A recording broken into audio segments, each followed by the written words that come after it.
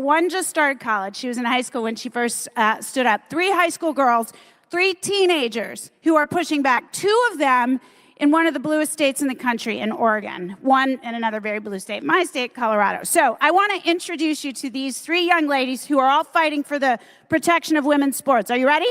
Alexa Anderson, come on out. Sophia. Alexa, Sophia, and Maddie from my home state of Colorado. Ooh, this chair is deep. Okay, I want to start, because you guys might not know these girls. Do you know any of them? You're going to know their stories, I think, once they introduce themselves. Alexa Anderson is from Oregon, and she famously, her senior year, at a state track championship meet, turned her back on the podium because she refused to share it with a boy who had competed in girls' track and field, essentially. Now, not only did she turn her back, but when she did, she was ushered off of the, I don't want to say field, basically out of the space. I mean, essentially, this is one of the things I find most damaging about this whole situation. If a young girl, these girls are all teenagers, if they dare to stand up for themselves, which is what we've wanted our daughters to do for generations, right? They are told to be quiet, to go away, and to let the boys have what they want. That is not how I'm raising my daughter, and I know it's not how you're raising yours. So I want to know, Alexa, what made you do it? Did you think of it in real time? Had you planned it? Was it just like, I'm not going to get up there and share the podium? What was going through your mind? Yeah, in that moment, I knew that I didn't want to just stand there and say that this is okay, that all of us girls out there are okay with the lack of protections in women's sports, because I know myself, as well as many of the other girls out there, including Sophia, who was at that meet, were not okay with the circumstances imposed. So I decided I'm going to step off the podium. I'm going to let the people in charge know that us girls, the ones affected by their laws, are not okay with this, and we want change. And you were 18 at the time? Yes, I was 18. Yeah, I want to tell you, I get emails every day from grown adult human beings who tell me, I love your brand, but I'm too afraid to wear it in my community, in my blue state, in my blue town. And I say, look at what Alexa did. Look at what Frances Stout did, a young woman in Washington. Look at what 2 Sophias in Oregon did. I only have 1 Sophia here today. If these young girls can screw up their courage to do it, then I know we adults can stand with them and do it also. I love the video of you turning your back. It's so amazing. Okay, Sophia,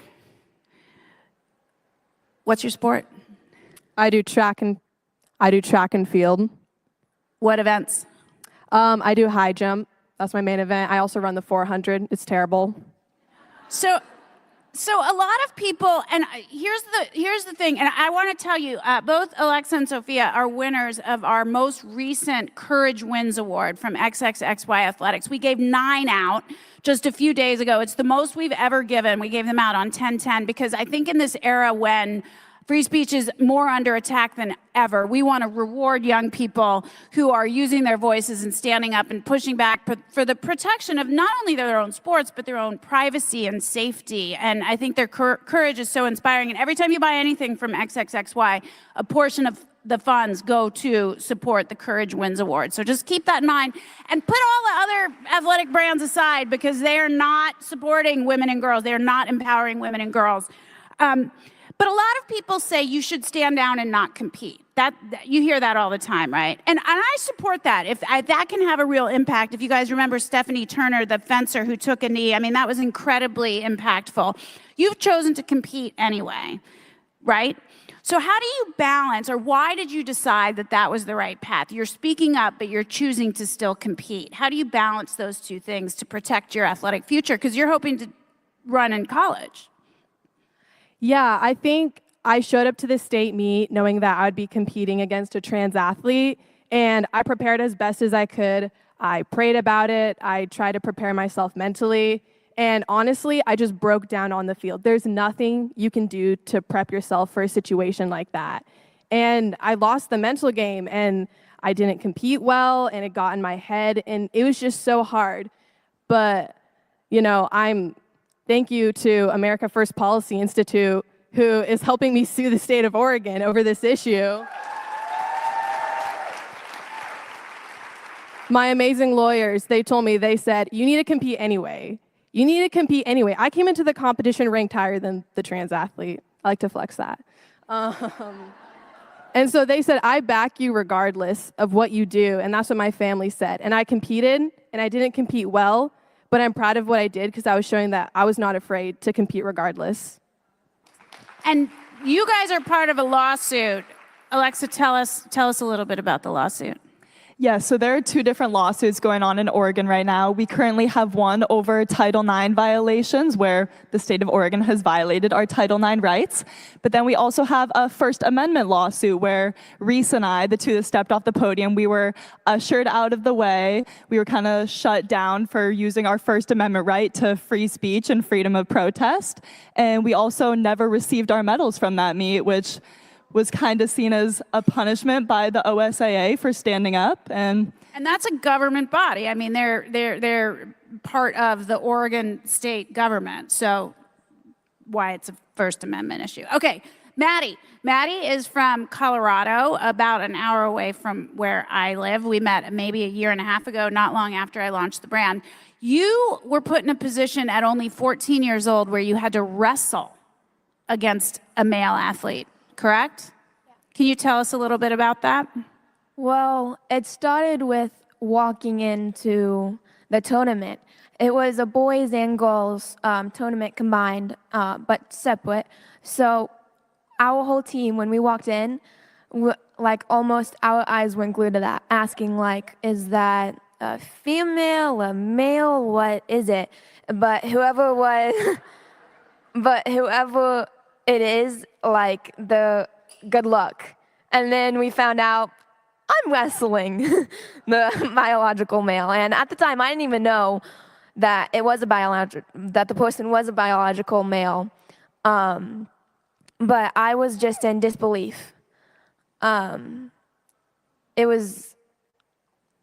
didn't even know how to do it. There was this, twice my size almost, huge.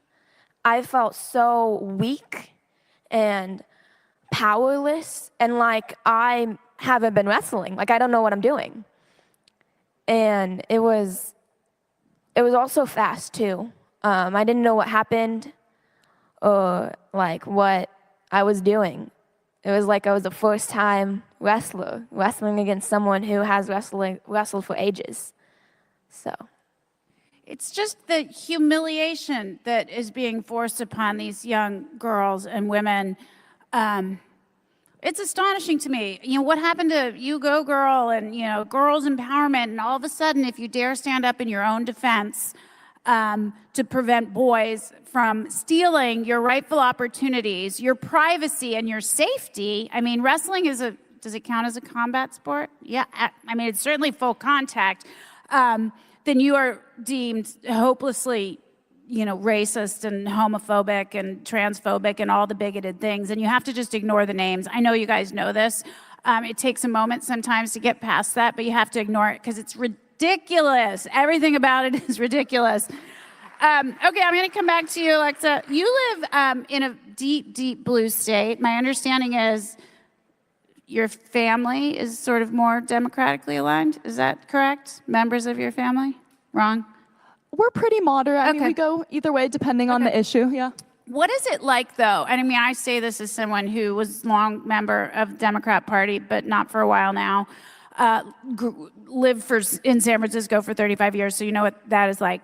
What is it like? I mean, the states where this is happening are where girls are pushing back are the states where boys are competing in girls' sports. So those are the bluest states, right? Because those are the ones that are ignoring the laws. And Gavin Newsom, the governor of California,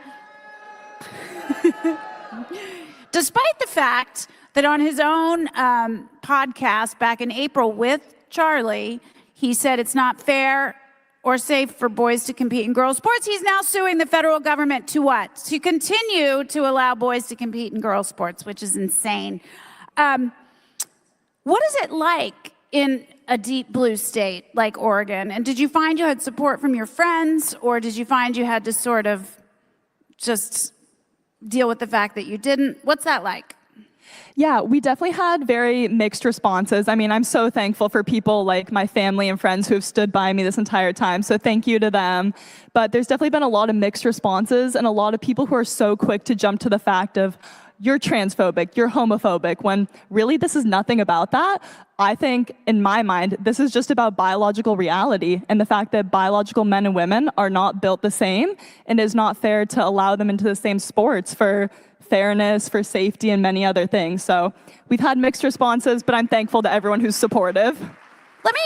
Let me ask you something while I'm with you, and we keep getting a little more time, so I'm going to take my time. What would you say to one of the adults that writes to me? What would you have me say to that person when they say, I love your brand, I love everything it stands for, I of course believe in the material reality of the fact that there are two sexes, but I'm too afraid to wear your t-shirt? What would you say to someone like that? I would tell them to not be scared to stand up for what you believe in, that if you feel passionate about something, it is your job to stand up there and let everybody know how you feel. Don't be scared of the people who are going to disagree, because no matter what, people are going to disagree with you. Nobody ever sees eye to eye on everything. So stand up for what you believe in and fight your fight. Isn't it amazing that a teenager knows that? And, most people, I think we all know this, most people would rather stand with the safety of the crowd than stand apart to do the right thing. They would. And yet, there are a few brave souls that always stand up and do the right thing, and they bring others along. And that's the role you all play, I think, here in this room as well. And we can do it with kindness, and we can be direct and fact-based. And I'll tell you a little story about a conversation I had recently at my daughter's soccer game in a bit to wrap up. But, we don't have to be disrespectful or rude. We have reality on our side. We have the facts on our side, but we won't cower, and we won't back down, and we won't be bullied. Sophia, what has it been like to find community? There's how many other athletes are in the lawsuits with you? 5 or 6? Yeah, I think there's 3 others in my lawsuit. So, and you are sort of, whether you know them all or not, connected with all of the other young women across this country, young women like Maddie, and there's, a host of athletes in California now who are suing the state to protect their Title IX violations because of the Jurupa Valley High School situation. What is it like? What has it meant to you to find that community and other young women across the country? It's been so powerful. I think, if you had told me that I would be here a year ago, I would have said that's crazy. I never would have believed it. I never would have thought, we'd get to this point where biological men are competing with women and it is perfectly normal and accepted. That's insane to me. Sometimes I just think wow, how did we even get here? But it's been so encouraging to have the community of Maddie and Alexa and Jennifer Say. I got to meet Riley Gaines. That was so special. And also just when America First Policy Institute reached out and said, hey, would you like to sue? We're going to back you. We're going to help you. That was so encouraging to me, knowing there are people who have so much power and poise to gracefully lawsuit in a respectful way, not against an athlete because I hold a grudge against this boy, but for justice and truth overall. So that's just been very cool to see that. And it's hard, but I'm so grateful for all the friends I've made along the way. I tell people all the time, support those who are willing to stick their necks out. It means more than you know.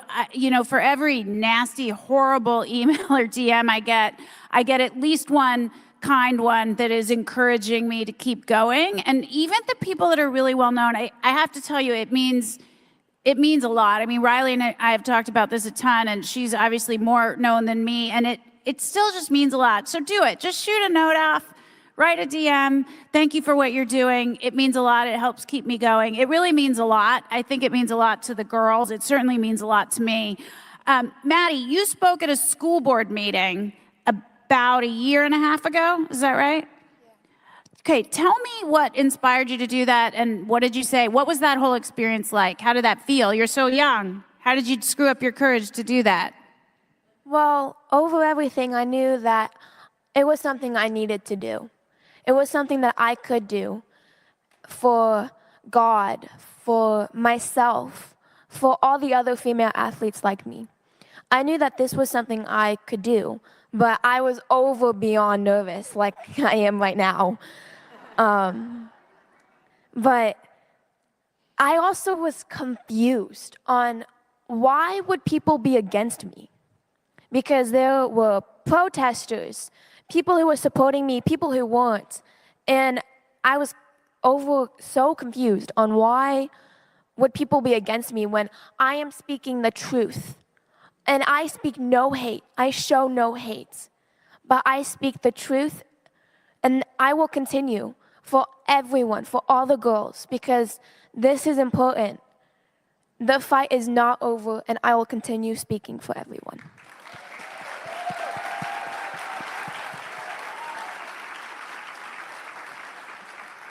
These young women, I know I keep harping on this point, but two of the bluest states in the country, and they stand up and stand apart from their peers, from their teachers, possibly from their coaches every single day to do the right thing and fight for material reality. Let them be your guide. They are such an inspiration. I find myself floored every day that these young teenagers have the courage that many adults can't seem to summon.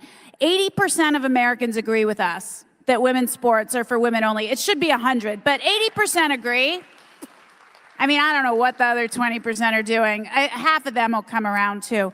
80% agree, but I will tell you the vast majority are silent still. And that's how I know we still have work to do.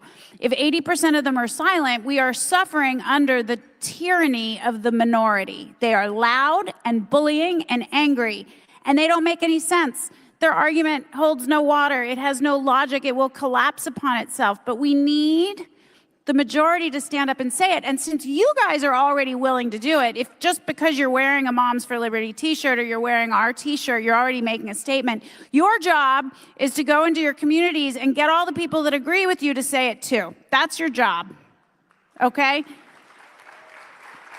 Because we need to change the culture, and when we change the culture, the laws will change. Okay, so I'm going to ask a self-serving question. I'm springing this one on you, so if you don't feel comfortable, it's fine. What does it mean to you that there actually is a brand that is standing up for this position? Like, do you think that makes a difference in the culture? I think it makes a huge difference. I mean, when I first saw these t-shirts, it was at State. Sophia and Reese were wearing them. I looked at them and I was like, oh my gosh, where'd you get this t-shirt? Like, this is amazing. It says XXXY, Save Women's Sports across the front.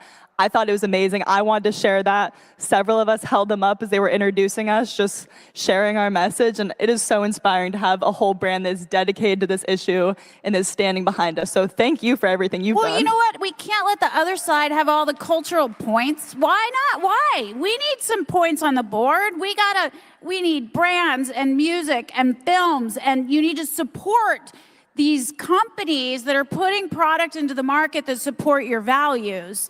I looked around. I'm a brand person. I create content. I've written books. I've made movies. I'm like, why are we letting the other side do all the cultural influencing? And we're over here just, working on legislation, which is great. But the fact is the facts do care about your feelings. I'm sorry, they do. And so we need to change hearts and minds. I think a brand can absolutely can be part of it. What are you hoping for in college? I'm switching it up. I'm just doing my best Oprah impression. You're a senior. Okay, what are you hoping to run in college and where? I don't know. I'm looking at a lot of schools right now. On all my applications, I put that I am an activist for this issue because I was like, if they reject me, I don't want to go there. Good girl. I was unsure about if I wanted to go to a state school or a bigger school. So I was looking at Oregon State University, and I was like, oh, wait, they have a TPUSA chapter. I'm joining. If I go to OSU, I'm going to join. That sounds awesome. Good for you. Maddie, what year are you, and when's your college looking start, and where are you hoping to go? Well, I'm a junior right now. I have so many pathways that I You could don't have to go to college. Sorry, I don't mean to force that on anyone. It's not the right solution for anyone. Are you hoping to go to college? Definitely, yeah. But I'm also looking into going into the military and the National Awesome. Guard. So Awesome. Okay, I want to just tell you a quick story, and then you're going to give these girls another round of applause. So this story I tell a lot now. It sort of encapsulates why I started the brand. So I wear the product all the time. Obviously, it's my company. I wear it all around Colorado. But sometimes I don't feel, sometimes I don't really feel like it. I don't feel like being harassed and having those conversations. But I tell everybody else to have them all the time. So I need to put my money where my mouth is. So I'm at my daughter's soccer practice one night. I had something on, but it was kind of subtle. But my daughter, who's 8, was wearing that shirt. She was wearing that, not that subtle, right? She was wearing that shirt for soccer practice. And one of the moms who I'd known for a few years comes marching over to me. This is about a year ago. And I was like, oh, goodness, it's happening. It's happening with someone I know, not a stranger. It's happening. And she said, I don't know if you know what that T-shirt means. Obviously, she didn't know that. I'm sure she went home and Googled and was like, oh, goodness, that woman is terrible. That person I thought I liked. See, we're nice, right? She thought she liked me. It blew her mind. Anyway, she said, I don't know if you know what that means. I said, I do know what it means. She says, well, it's very offensive. And I said, biological reality is not offensive, and I believe very strongly that girls need their own sports.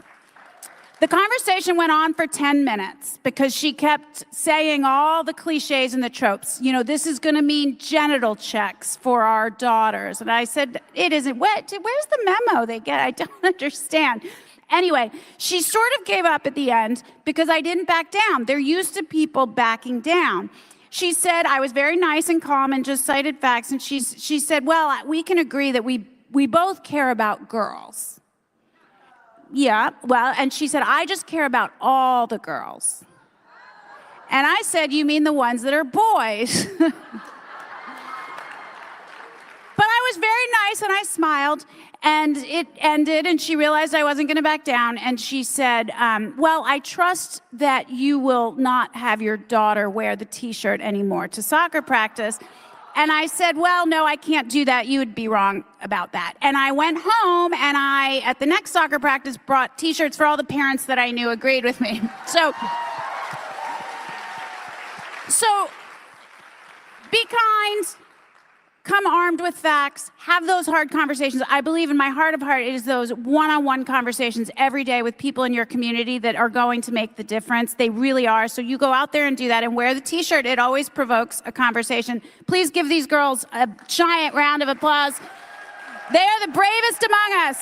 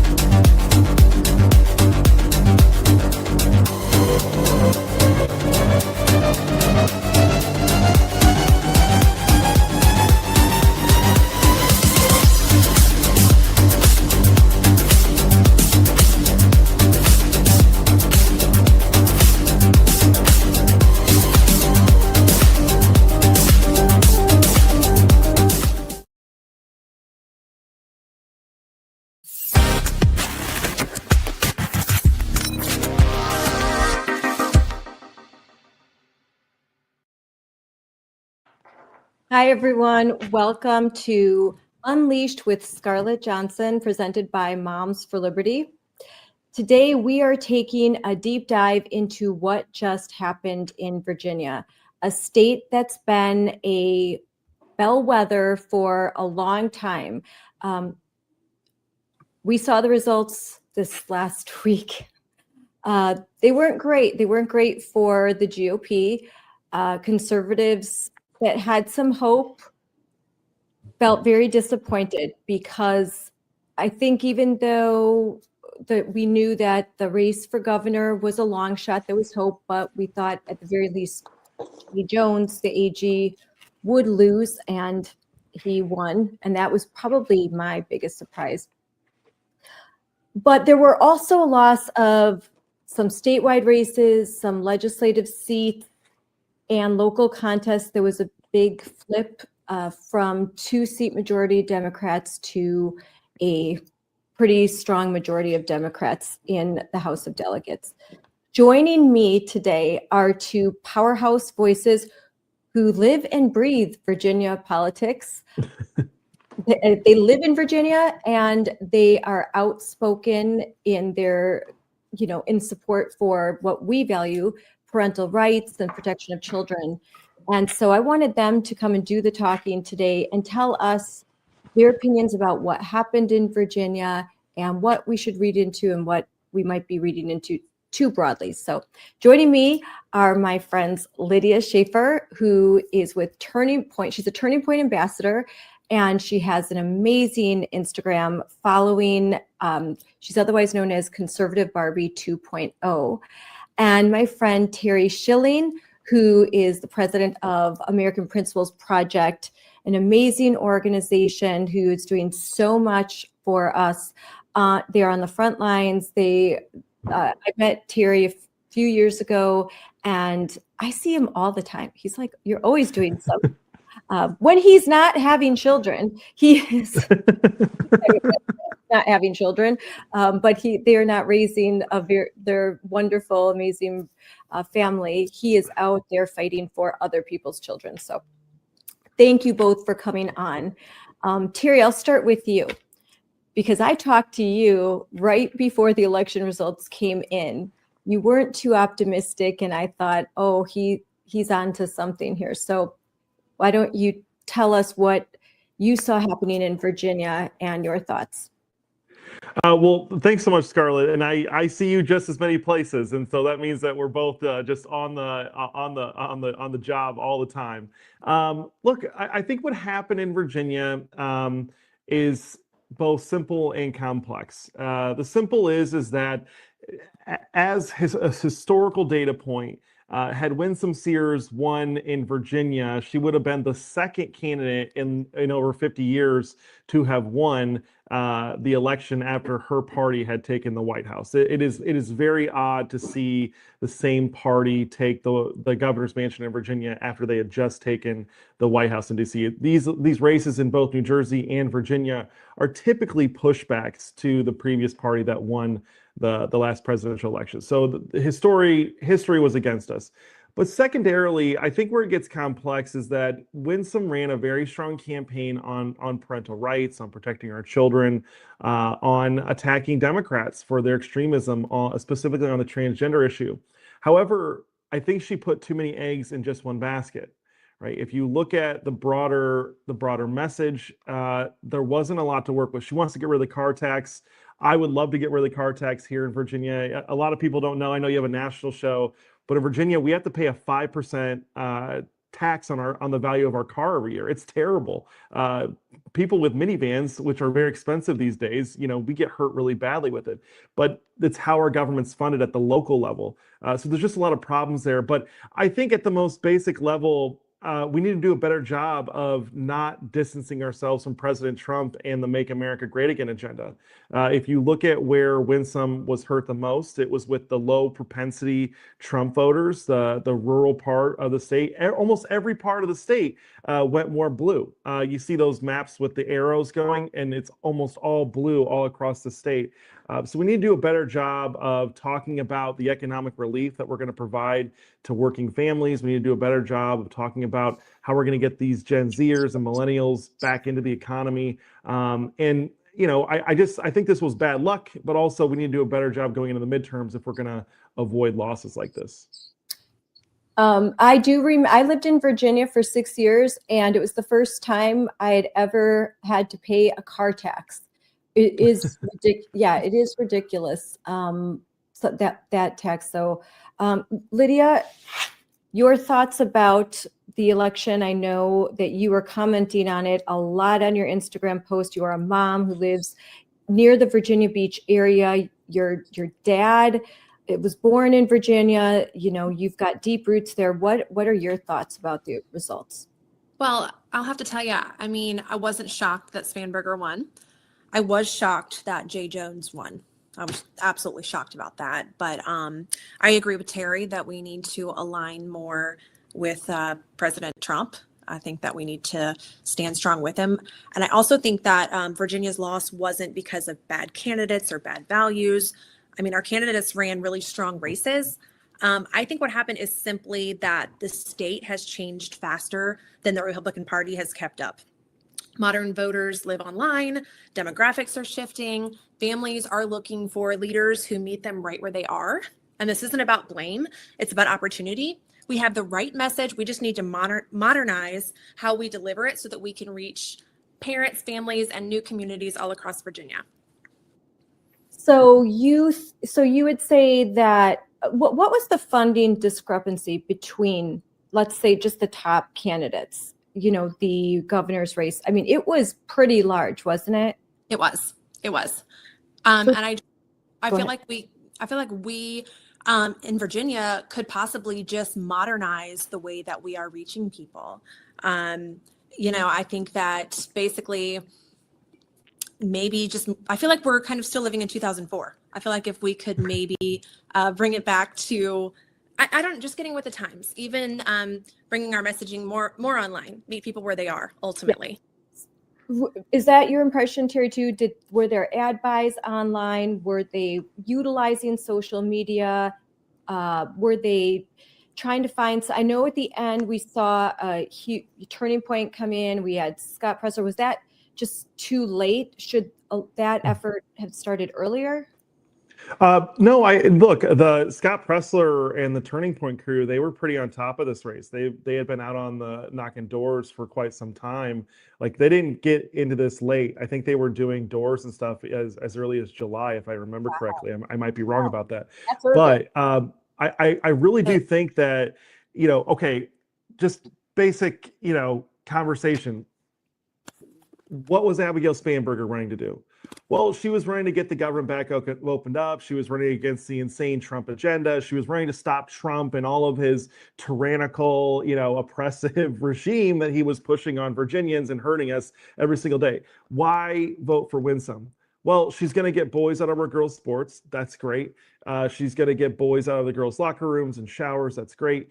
But what else beyond that, right? And I think we have to remember that the electorate is complex and sometimes complicated even, but there are different voters for different things.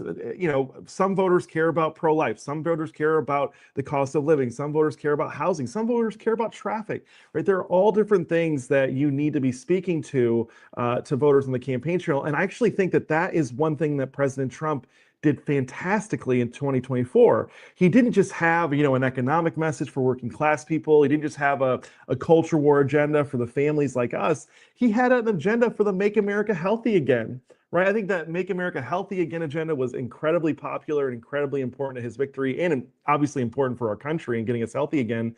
But you have to have a diverse message that speaks to several different parts of your electorate if you're going to win. You can't, like I said earlier, you can't just put all your eggs in one basket. It's not going to be enough. And by the way, I basically pioneered the whole idea of doing campaign ads on women's sports at APP. We did the ads in 2019. I'm a huge believer in them, but they work on the margin, right? They move 3 to 5 points of the electorate. They don't work, they don't shift 8 points. They don't shift 10 points, 12 points. You have to have an economic message that shifts voters to your columns. You have to have a cultural message that shifts voters to your columns. And you have to have a diverse message that brings more independents, more swing voters, and even some Democrats over to your column. Otherwise, you're going to lose. Yeah. That's a good point. And I think that we have to hear the hard truths. Otherwise, if we don't learn from what happened right in this election, we won't be able to win the next one in 2026. So we have to be real. We can't just blow it off. We can't just think like it's not just about money. Yeah, it would be great if there was more money, but it's going to be a little bit more complicated than that. I do think that it's an interesting, because usually the GOP has leaned too heavily into an economic message, and now we're saying that maybe they didn't focus on it enough. But maybe it's also more than that. Instead of I'm going to cut your taxes, like really making a compelling story, telling a story like Trump did, talking to people where they're at and making them feel like you hear them. And I think that it's a unique thing. Trump is just such a unique phenomenon. And I worry when he's not on the ticket, what happens if we don't start to really shift the way that we do politics as far as conservatives. Can I speak to that real quick, Scarlett? Because one thing that was just glaring to me on election night, Winsome had a history. Look, I love her. We endorse her. We spent over $1 million to support her. I wanted her to win. But one thing that bothered me was that Winsome had previously attacked Trump, said bad things about him. She endorsed DeSantis. If you look at the 2024 election results, President Trump got over 2 million votes in Virginia, right? Winsome came up at, I think, just a little bit over 1.3. That was a 700,000 vote gap that she could have dug into to get turnout to where she needed it to, but she could only do that by tapping into the voters that voted for President Trump. And by the way, Virginia is a Democrat state. I mean, when you're voting by 5 points for Kamala Harris, that's a pretty Democrat state. She was basically brain dead. And they had voted for Joe Biden in 2020 by over 10 points. This is a solid Democrat state, but there were still enough Trump voters out there. If you just turned them out and had a compelling message, she could have won. But again, you need the money for that. Lydia, do you think that the parents and the grandparents and community members that agreed with Winsome, hey, we don't want boys in women's sports, do you think they turned out? Because I don't think that they turned out enough. Do you think that I think that's they just didn't turn out? Yeah, I think that's my something clearly went wrong here. And so I've basically just been trying to figure out specifically what that was. And I think you might have hit the nail on the head. Why didn't they show up? Why didn't people show up? I know many who did, but the numbers don't lie. I mean, so many did not. And that's the frustrating part. So I think if we can really get to the root of what went wrong, and as we move forward as a party here in Virginia, we can really identify that and try to focus on it and turn out better for midterms. Glenn Youngkin, by the way, got 1.6 million votes. That's 300,000 more than Winsome. I'm just going to pull up the election results because I love this stuff. Yeah. Oh, yes. In the chat, I'll bring it up if you can't. I was actually looking for some. I love looking at the results. I had looked at them before.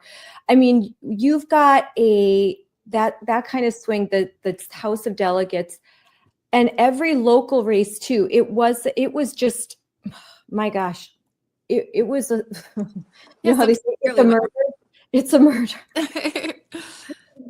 It was pretty decisive, and I mean, you cannot forget as a political scientist, and Terry, you know this. We cannot forget that typically when in these kinds of elections and in Virginia, it's rare that the party in power, if the party in power is, Republicans, it's rare that, a year later, everyone is going to go ahead and go vote Republican again.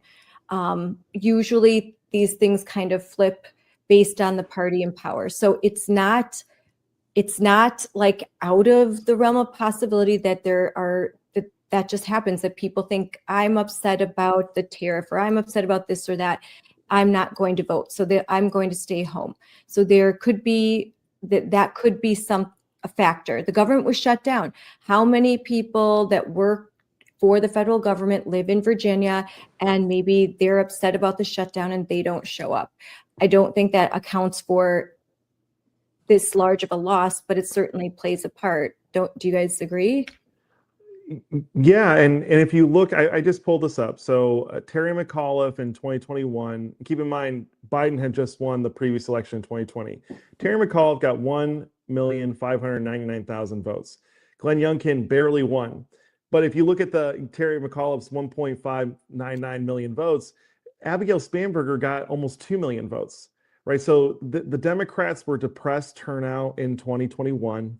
And they obviously had more energized and vibrant turnout in 2025. And it makes sense because they're under pressure, they're under siege. It's easier, it's a lot. Your job when you're tearing things down and you're the insurgent coming up and attacking is a lot easier than when you're governing. It's just the nature of leadership. It's a lot harder to lead than it is to knock something down. Do you think people get comfortable with the fact that Trump is in office too? And maybe they just feel comfortable and they think that, we have Trump, we're fine.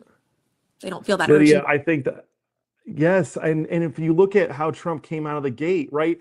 I talked to my wife a lot about politics, and we actually met on the campaign trail. And she said something very smart to me that really made me think, which was she thinks that voters in Virginia and all across the country saw everything that President Trump was doing on the transgender fight to protect our children and get this stuff out of our schools.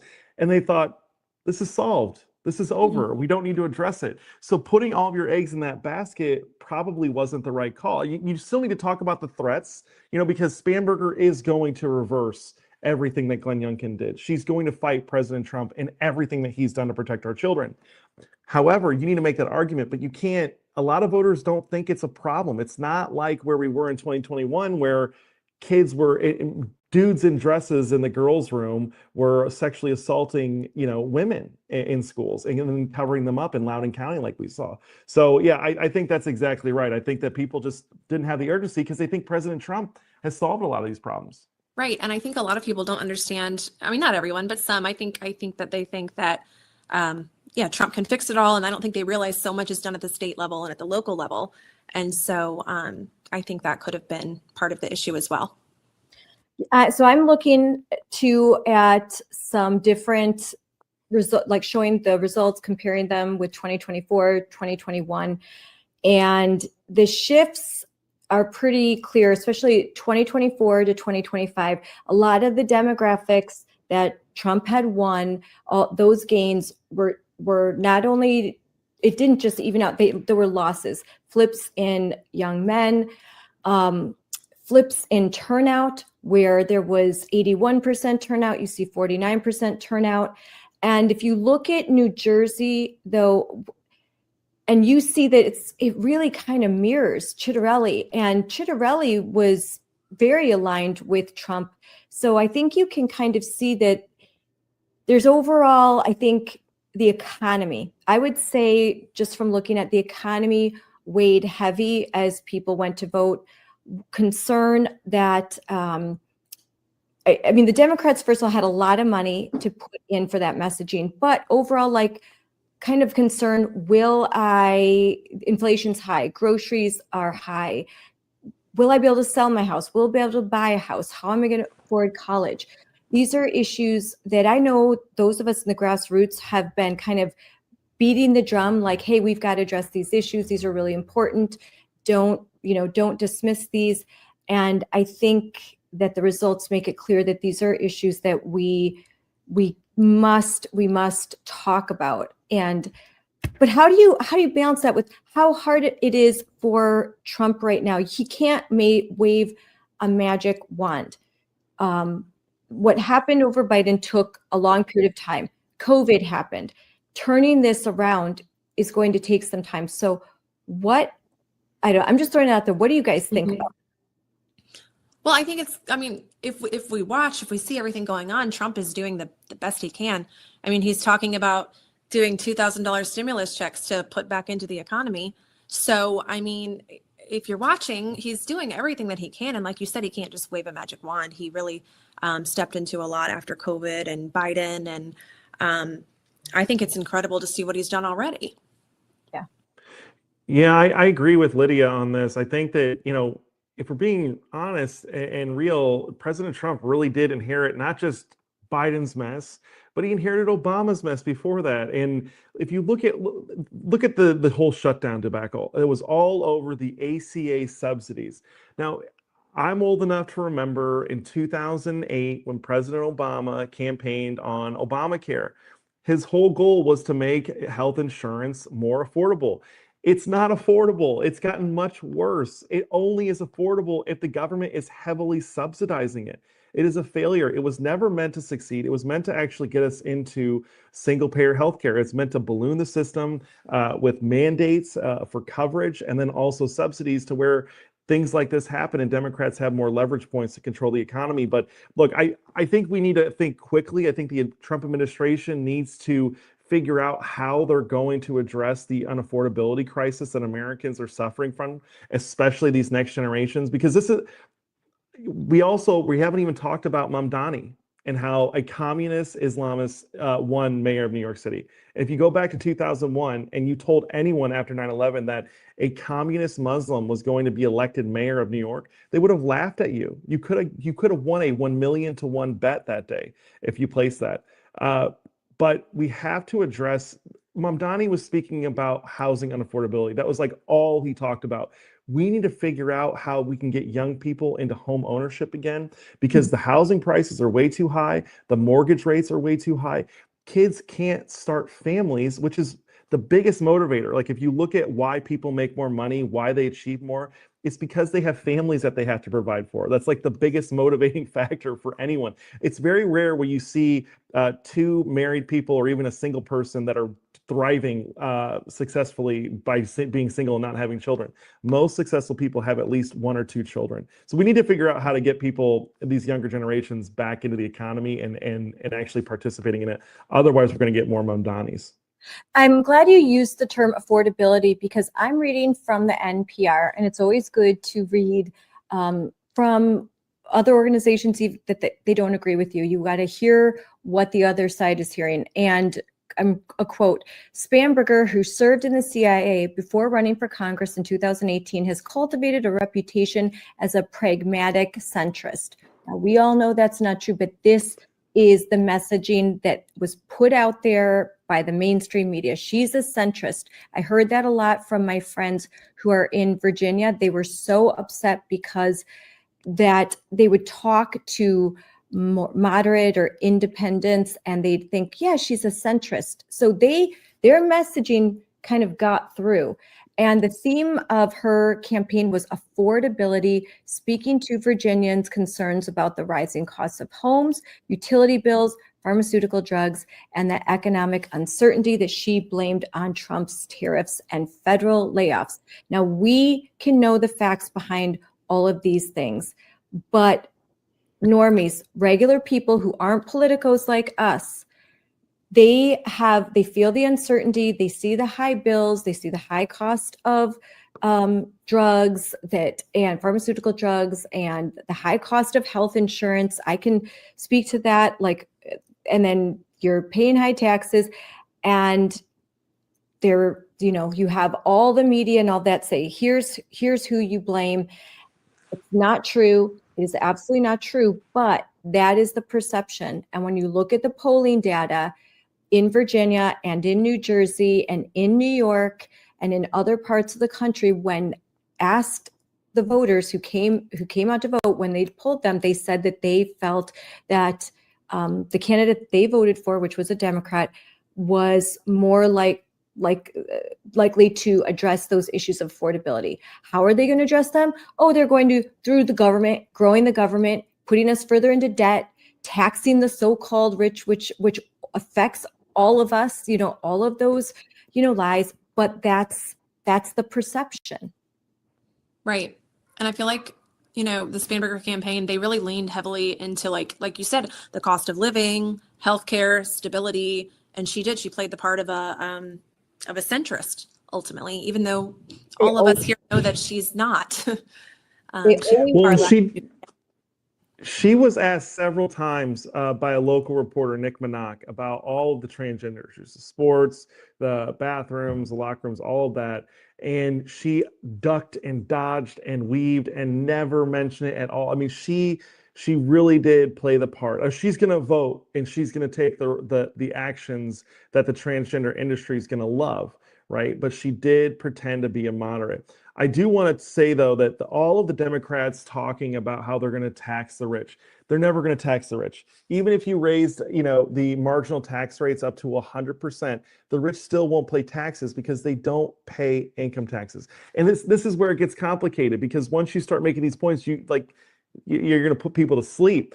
But the rich pay capital gains taxes. They take out loans on all the stocks that they own, and it's so egregious. The whole system's rigged. And by the way, And so Democrats are the party of the rich. the people that can't do all of those things. They can't hide our money. They can't, we're the ones that bear the burden of, if you have a dual income, we're not rich. But when they say tax the rich, they mean middle class, upper middle class. That's the entrepreneurs, the risk takers, the doctors, the people that put everything on the line to start a business, that finally, accumulate something after working so hard. And it's like, oh, you're rich, we're taking it. That's who they're going to tax. The uber wealthy, they vote Democrat. They're not the ones that are going to be punished. I'm sorry. Scarlett, the top 10 wealthiest congressional districts in America are all represented by Democrats. And it's not just like D+2, D+3. These are D+10, D+15 districts. The rich are firmly in the camp of the Democratic Party, and the Republicans need to figure that out quickly. And they need to realize that their real base, the base that gets them over the finish line in every single election, are working families. And if we're suffering, we're not showing up to the polls. That's just the reality. And I think that the government shutdown, I know there's a lot of government workers that should be shut out and fired. I fully support it. But I have neighbors that voted for Trump that did not show up to vote for Winsome, and because they're demotivated, because they're laid off. They've been laid off for 2 months almost, right? And these types of things really do impact the vote. And they gave those Democrats a lot of extra time to go and knock doors, to make phone calls, while still knowing that they're going to get a paycheck at the end of this. Yes, you're right. That I have heard that from several friends. It's anecdotal, but I believe it, that there were people that voted for Trump, that they work for the federal government, they're laid off, and they're not motivated to vote. They're not going to go vote for Spanberger, but they're just not going to show up to vote at all. And that shutdown, I've termed it Schumer's shutdown. The Republicans have reached across the aisle. They didn't want the shutdown. They avoided it, and it was something that I think that Democrats knew might benefit them through the election, which is why immediately afterwards, suddenly they're in the mood to make a deal, and they're ready to. Well, the polling started to show that the public was starting to blame more Democrats more and more, and Republicans less and less. That's when they shifted their stance on the shutdown. It's just funny how that works. And I didn't want to. My advice to the Trump administration was cave in, because maybe it'll help you. I mean, they did the right thing. They could not cave. They could not do it at that time. It's something that happened, and it's just something to acknowledge. Could they have messaged it better? I don't know. I think they were doing their best. This is the question, Terry, based on what you're saying, and Lydia, maybe you could answer this. How do we message better that the real rich, the real wealthy are not the conservatives? They're not Maha. They're not the independents. The real wealthy are on the radical left.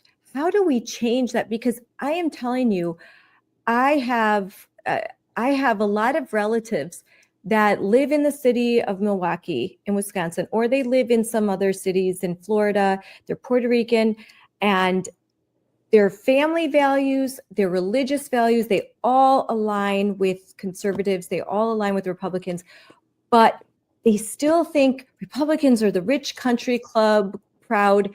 We're the wealthy, and they're voting for the little guy, the Democrat Party. They still have that perception. How do we change that?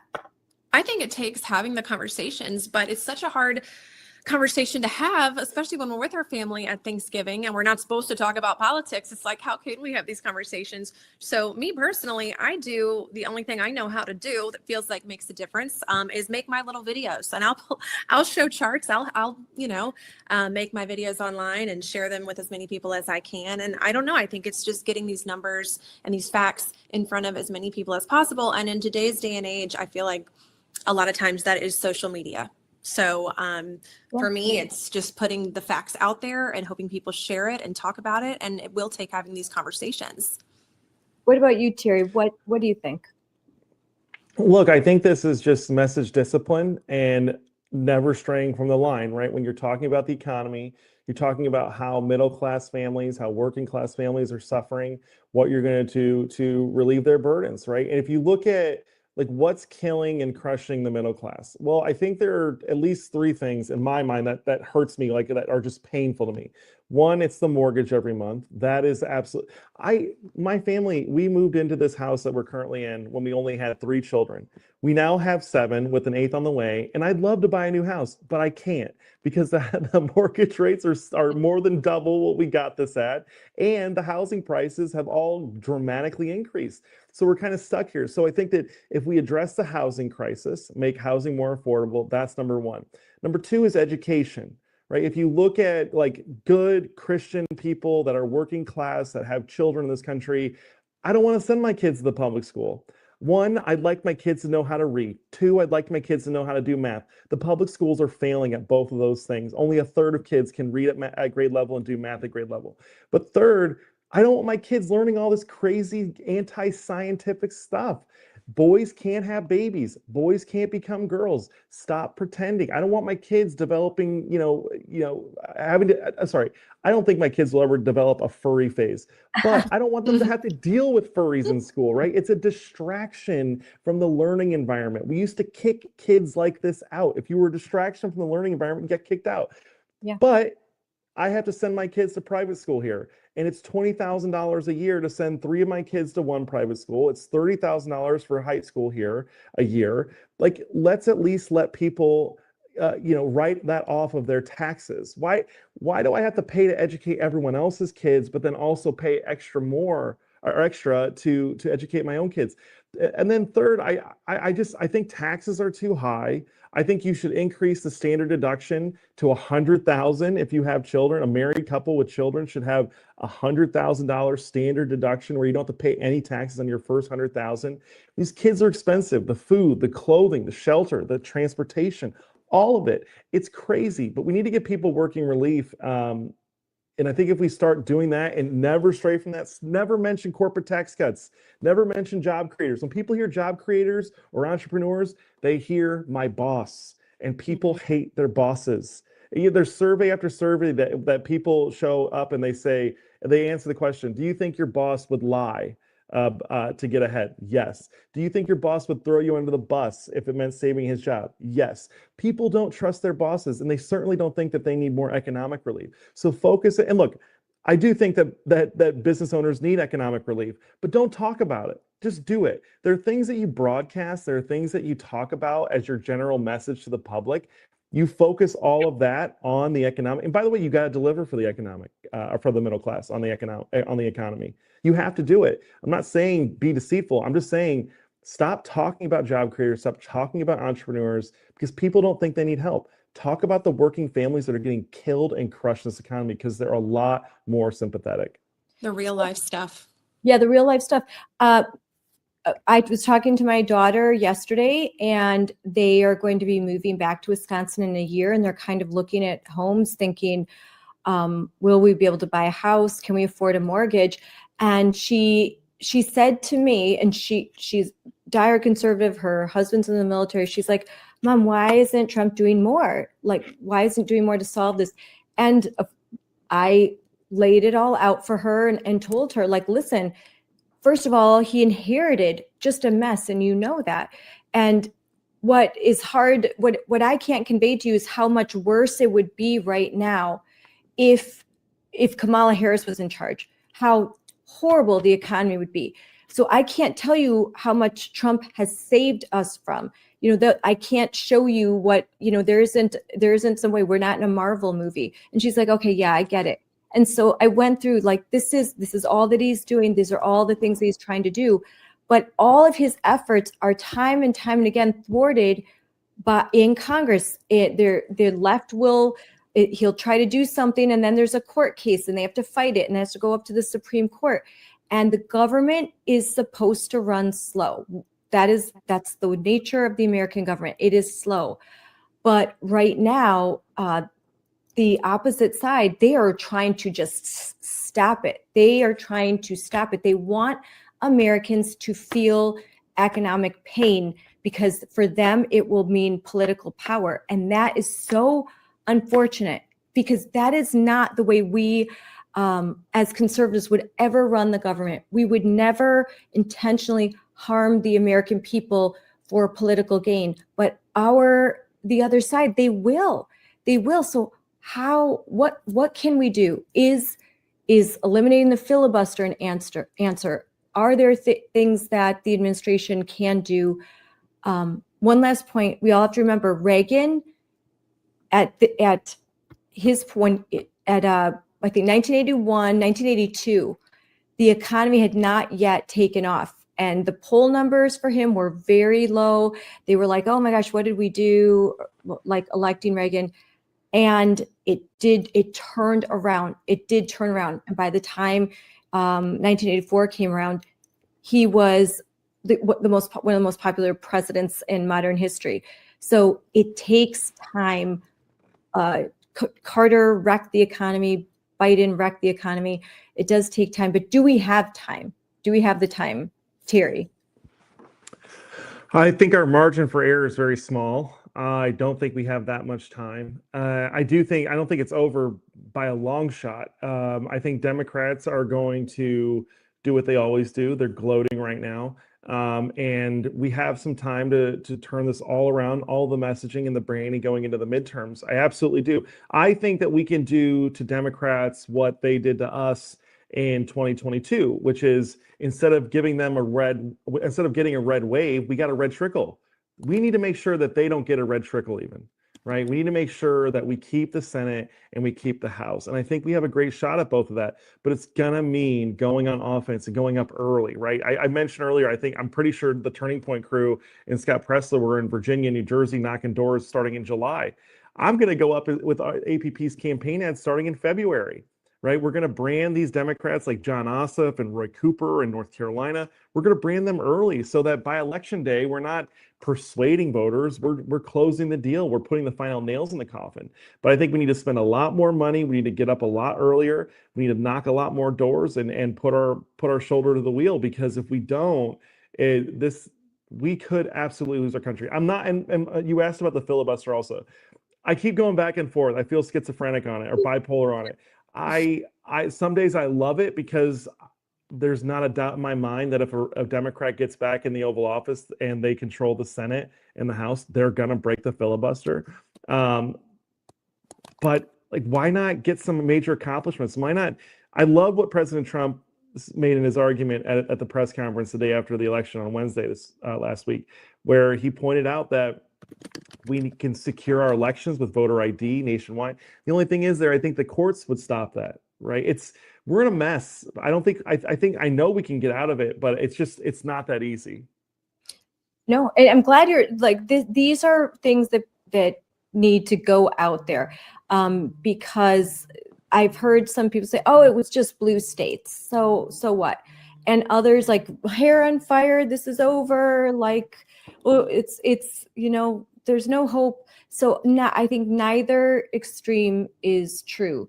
But we have to be realistic and figure out our messaging. Do you think that some of the things that are going to happen in New York, some of the things that will happen in Virginia, that they will take this as a mandate and go too far, and that would be beneficial in 2026? I could totally see, the rest of the world now watching what's about to happen in New York with Mamdani. I mean, that is going to get crazy. And so maybe that will be a good example of what we could get if people continue to vote blue. But I think we just need to shine light on the fact that conservatives did not show up in Virginia, or they didn't show up.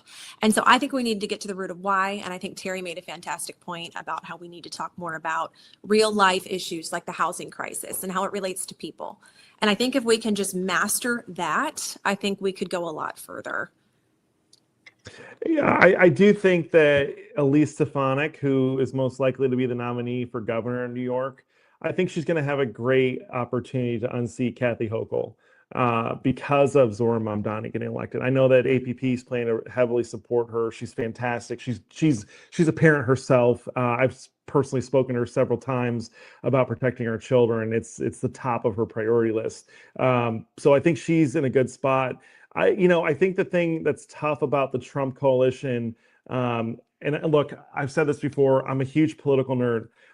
A major part of the Trump coalition is the Ross Perot voter, right? And for those that are unaware, that are listening, the Ross Perot voter was the third party voter in the 1988 election. I'm sorry, the 1992 election between Bill Clinton and H.W. They don't like these free trade agreements. They don't like Republicans because they think that they're all about corporate America, but they don't like Democrats because they're not big government people. They want a third way and they want the middle class prioritized. And so I think that if Republicans are going to make this incoming blue wave a blue trickle, I think what they really need to focus on is getting messages that really speak to those Ross Perot voters. Those really are the MAGA voters. But they also need to deliver, right? I think a major part of what happened this last election is these people are still hurting. And yes, Trump's delivered on a lot of things that we all care about. But at the same time, housing is way too high. Education costs are way too high. Kids can't get good jobs. Kids are still living with their parents in their 30s. Right. And so if I'm that Ross Perot voter that voted for Trump in 2024, didn't vote for him in 2020, but voted for him in 2016, I'm thinking, when the hell is my son going to get the hell out of my house and marry someone? Well, they can't do that if they can't afford a house. Right. So we've got to actually start delivering on this, or at least come up with compelling policy agenda that voters believe in. Yes.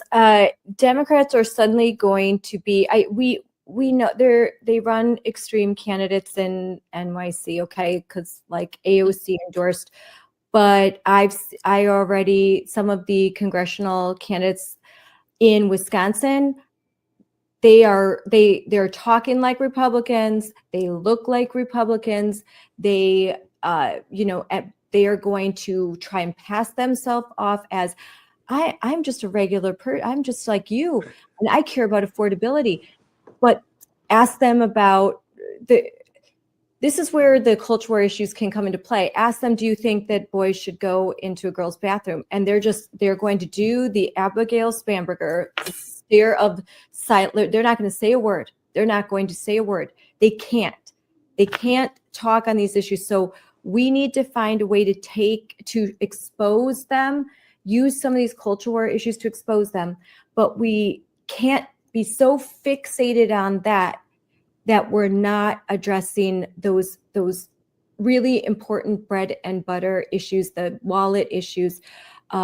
People are going to have to feel like the economy's doing better. And that will mean when they go to the grocery store, oh, that price has gone down, or the rates have got, some things have got to happen so that people feel like the economy's better. I have more hope for the future. If they don't feel that way, we're going to have some trouble in 2026. There's just no way around it, because at the end of the day, I think the economy is a driving factor in voting. Now, you may say, well, there are a lot of Republicans that won't vote for Democrats, but they just won't vote, period. Mm-hmm. They just will stay home. And we have switched high propensity voters, right, Terry, are educated, they're in the wealthier areas, they've got multiple degrees.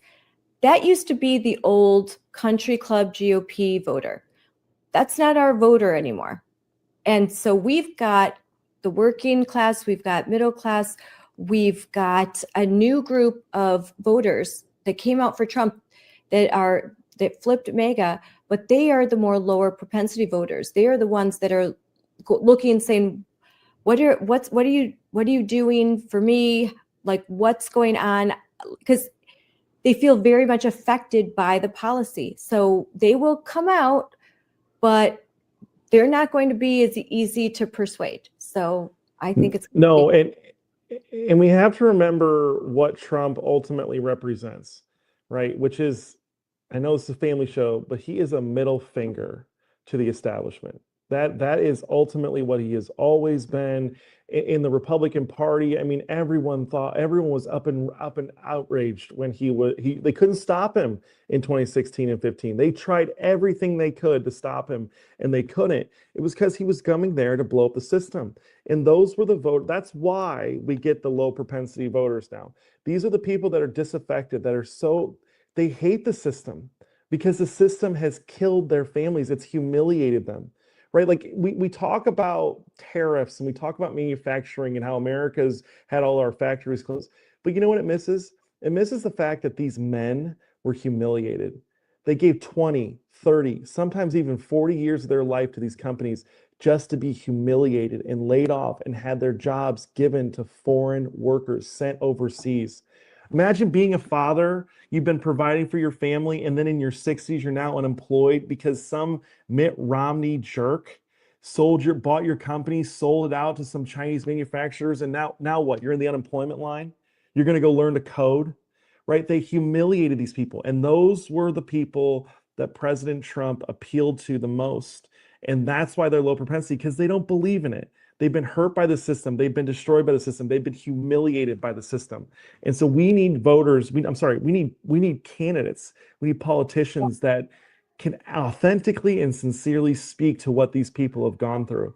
And I'm very glad that J.D. Vance is our vice president because he's from these areas, right? He comes from Ohio. He's a hillbilly, right? And he knows what's happened in Middle America, and he can appeal to them.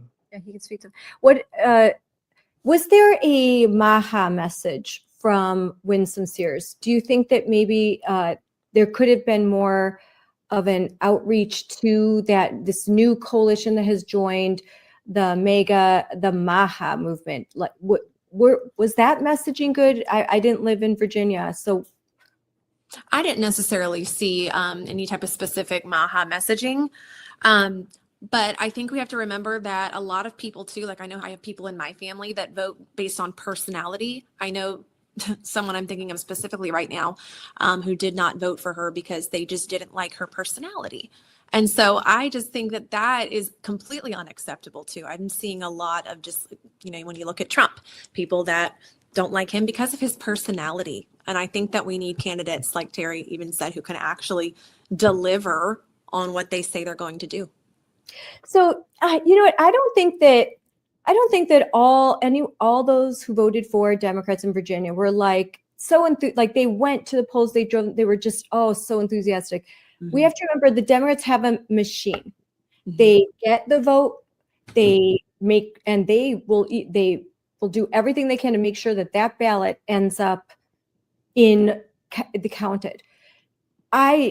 We don't have a similar mechanism, do we? Like, so there's a world where I could see we could get that person that says, I voted for Trump. I don't really like Winsome Sears.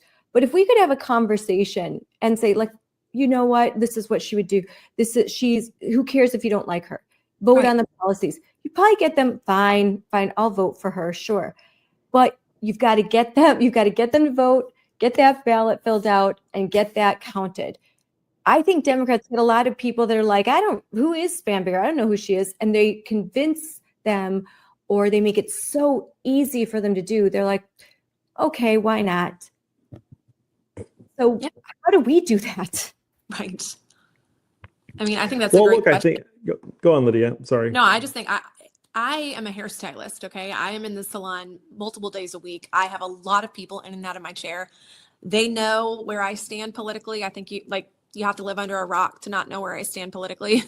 And so I'm having a lot of conversations with people regularly, people that don't agree with me, that are on the other side, or people that are pretty moderate. And I am seeing a lot of just the personality thing. It doesn't seem to be facts or what these candidates can deliver. It seems to be a lot of personalities that people are drawn to and not even what people stand for. And that's based on, in my opinion, media. That's based Absolutely. on 100% media. That the TikToks, I don't like this. They've seen enough media and they're forming an opinion, and now they don't even have to think about the facts anymore. Because then hey, most of the people I know don't like so and so it makes it easy for me to not like them too. Exactly. What do you think, Terry? No, it's Mean Girls, right? I mean, that's what the media is. Like they let everyone know who's allowed to be at the lunch table, who's in the in club, and who's not allowed, right? And I mean, like the line keeps getting further and further away from normalcy. And that's what's so crazy to me is like, how is it that AOC and Elon Omar, how are they in the in club? Like, how are they acceptable for ABC, but like Mike Johnson isn't? Right? Like Donald Trump isn't. Like these are actually pretty normal Americans. Like Donald Trump's just a New Yorker. That's it. He's just you. If you know anyone from New York, Donald Trump's pretty similar in terms of demeanor and how he talks and how he treats people. Give you the shirt off his back. Will take care if you really need help. But like if you talk trash to him, he will talk trash twice as hard back. Like that's kind of justice in a lot of ways. But no, the media is a real problem in this country. You know, the BBC just had a major penalty. Trump's suing them for $1 billion because they deceptively edited his speech on January 6, 2021. They made it sound like they took one part of the speech from the 10-minute mark and they merged it with the end of the speech at like the 57-minute mark. It was almost an hour apart. And it made it sound like he was telling everyone to go to the Capitol and knock down the doors and blow everything up. But the media is so evil. They lie. But ultimately, they're just the mean girls in high school. They're the cliquey girls who don't want anyone else to infringe on their territory. They love the Democratic Party. And honestly, it's pathetic because they should be getting a lot more out of the Democratic Party than they're getting with all of the sycophantry that they're giving them. And they need to be held accountable too, because a lot of this stuff is criminal. I mean, the way they can mold society's mind on somebody and not even give all the facts. And like you said, even edit a speech, that should be criminal. And I don't want to we're drawing near to the end, and I don't want to get specific about some internal like things going on among the right, like squabbles that we see because we're all on social media a lot. My personal message is just stop it, please. Just stop it, because we missed opportunity. I think Jack Posobiec said it best. He was talking about himself. Well, I am in Virginia, or I'm in New Jersey, while Scott Pressler's out trying to collect ballots. Well, a lot of us are talking nonstop. Hey, this is what's going on in New Jersey. This is what's going on in Virginia. This is what's going on in New York. There were too many in the influence sphere that were talking about just crazy stuff. And they should have been focused on the things that matter. So I think it's really important. We're talking a lot about the influence of media and how we have to overcome these huge obstacles with the legacy media. And we've already don't have enough money for messaging. So it's dependent on us to break through and get to people and tell them the truth, that we've got to be focused and unified as conservatives. We don't all have to agree, but just unified in the fact that let's not get distracted by, kind of the Jerry Springer type squabbles, and let's really be focused on what matters. And that's what I have to say about it, because I'm really sick. I'm sick of it. I have kids, and I just don't want to see these like this infighting and this sort of drama going on that's sort of tabloidish. I agree with that. I think we can all grow up and be mature and keep it about the facts and the things that matter and the things that affect our families and our children. And so at the end of the day, that's what truly matters. And as conservatives, we should be able to disagree with each other and it not hit a whole different level of drama. It's silly when there's such bigger issues at play. Yeah. I couldn't agree more. We just need to, like I said earlier, massive discipline. What are we doing to help middle class families? What are we doing to help working class families? What are we doing to fight against the left's attempts to destroy our children and their souls? Like that's what's at stake here, and that's what we need to be focusing on. What are we going to do to lower housing prices? What are we going to do to get my sons out of the basement, right, and married and having kids and grown up? Though we need to appeal to those voters that have kids in their basement that are still living there and aren't married. If we can do that, we're going to win a lot more. But all these stupid, I like how you said it. When you say Jerry Springer episodes, like that's exactly right. This is Jerry Springer. It's not helpful. Let's get back and let's focus. Let's move on and let's get the job done. The American people count on us. We're either going to lose our country or not. Right? We are on the verge of losing our country. If the Democrats get back in there, they are going to bust the filibuster. They're going to put 13 justices on the Supreme Court. They are going to they're going to get rid of all voter identification all across the country. They're going to open up the borders again. They're going to raise our taxes. They're going to they're going to shut down private schools, right? No one talks about that, but they hate the private schools because it means that they can't control at least a quarter of America's children in their minds. What they have planned for us is so bad. All of this stuff is enraging to know that there's a good portion of the conservative movement that's hell-bent on starting a civil war on our side. When's a civil war ever worked out? It's never worked out. It's always bloody, it's always devastating, and it usually means everyone loses. And so we just need to be united, stop with the Jerry Springer episodes, and just move on and save our country. I agree. Message discipline. Message discipline. Yes. And Lydia, what are your final words to not just to Virginians, but to all Americans who might be feeling like, I still, I voted for Trump in 2024, but I'm still like feeling the economic pain. My kids are still stuck in a bad school, and I'm confused and wondering, like, what do I do? How can I make a change? Yeah, I would say right now, though, with Trump, trust what he's doing. I mean, we've seen what he's done before. He's doing his best. And I think that not right now, but soon we will start at the grocery store seeing prices come down. I really do. I think that he's doing the best he can. And if we can just trust the process and trust him, we will shortly see that he can deliver. And so really, that's my biggest encouragement to people is just trust him, trust the process. And then moving forward with the elections, we have got to find a way to get more people to show up at the polls. And so that's really my biggest message here is just show up, encourage your friends to vote, and fight what's important, which is stuff like this. Yeah. Terry, your message. We just got to work as hard as we can.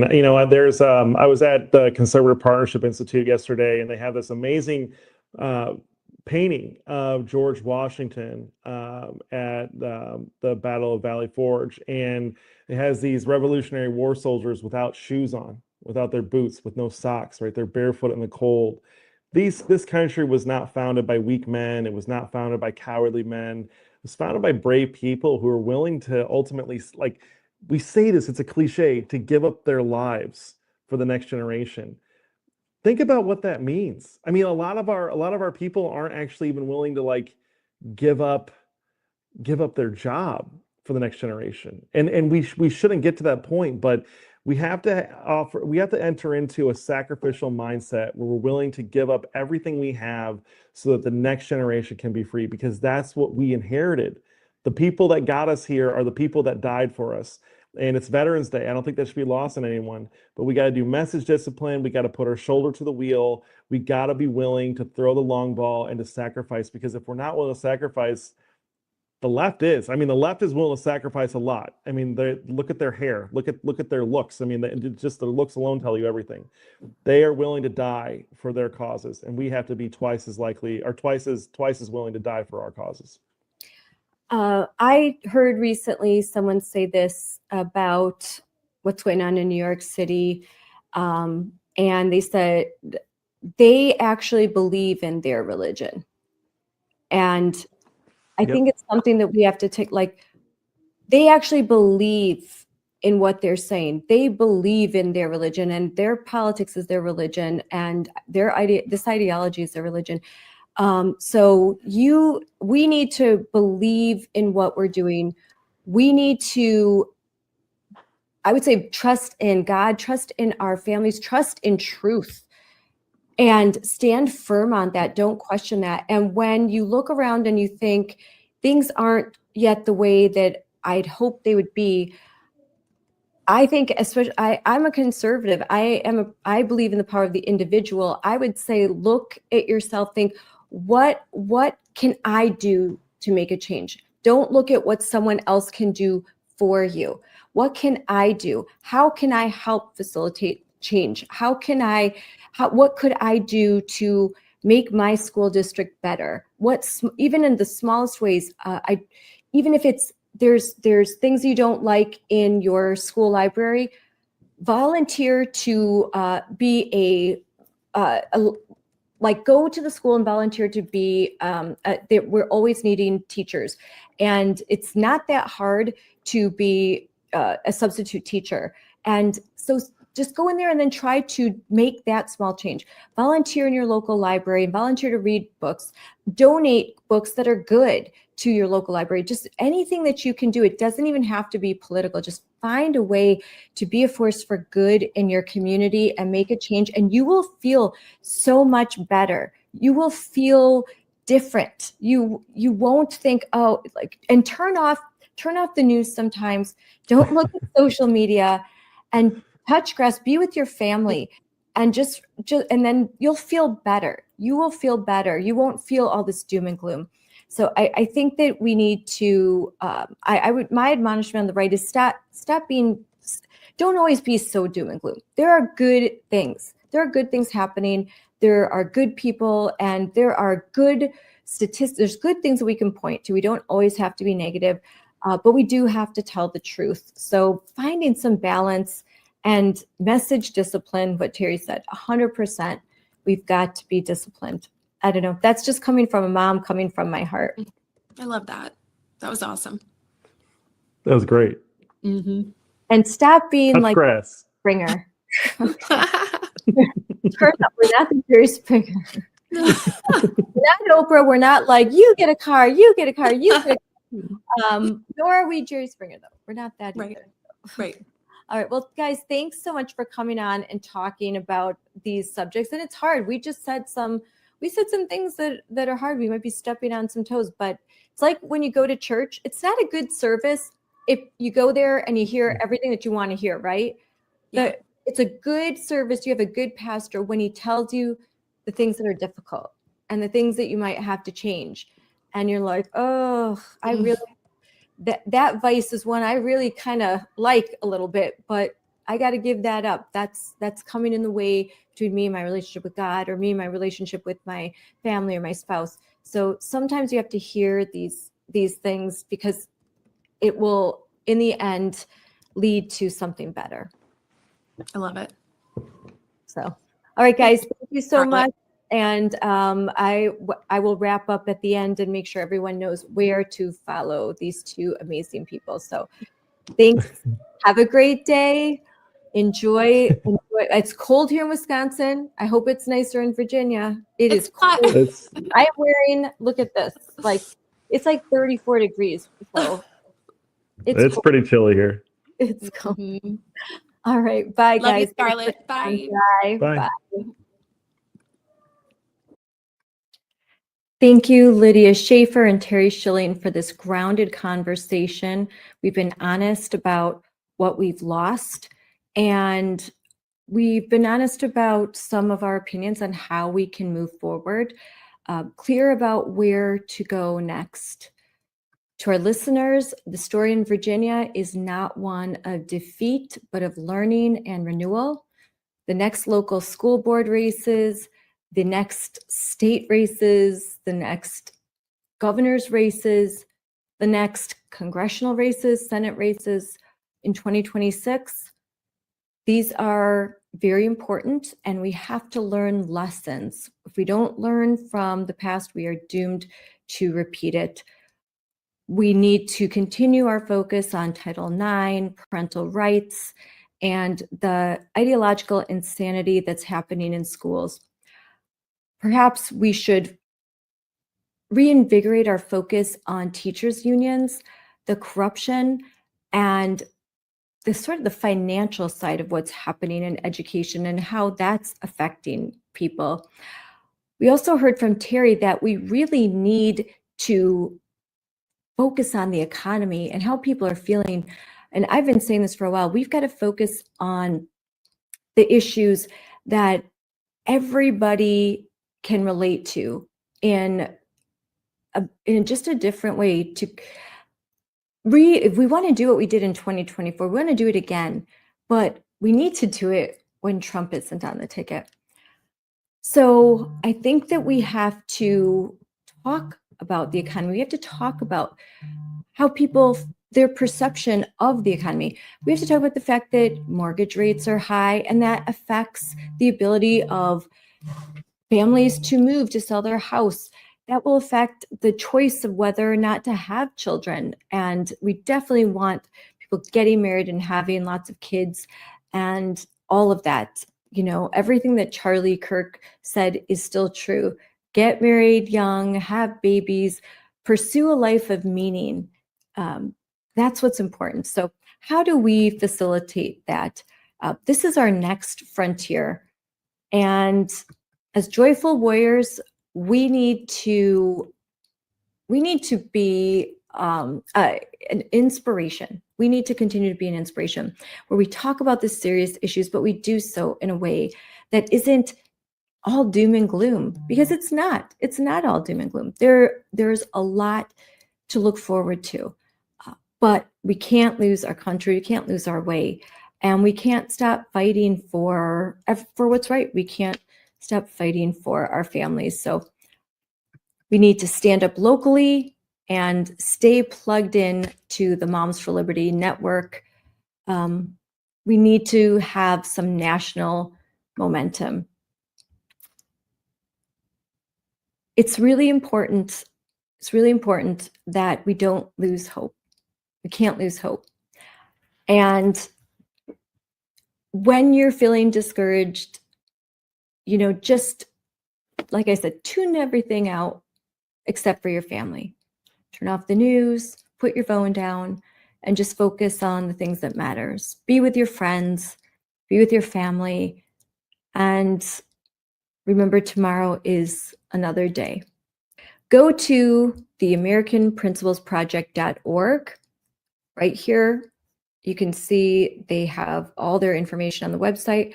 And then follow Terry on social media. He's very active on X. And his organization is doing a lot to help fight. Like this says, the American Principles Project is the premier national organization engaging directly in campaigns and advocacy on the behalf of the family. And they really are. So make sure that you check them out. And I am so grateful for Lydia Schaffer and to hear, I mean, she posts so many great things on Instagram. And I'm so grateful to Lydia Schaffer for joining us. You can follow her on Instagram at Conservative Barbie 2.0. So you can see right here. And she has got an amazing Instagram page. She is funny, thoughtful, insightful. She is an ambassador for Turning Point USA. And she is amazing. And I want to say thank you to Lydia Schaffer. She is an ambassador for Turning Point USA. And she has an amazing Instagram account, Conservative Barbie 2.0. She's been on before. I will have her on many times again because I love her and she is super fun to talk to and she's very insightful. So thank you, Lydia, for coming on the show again, and can't wait to have you back on to discuss all things conservative through the lens of moms.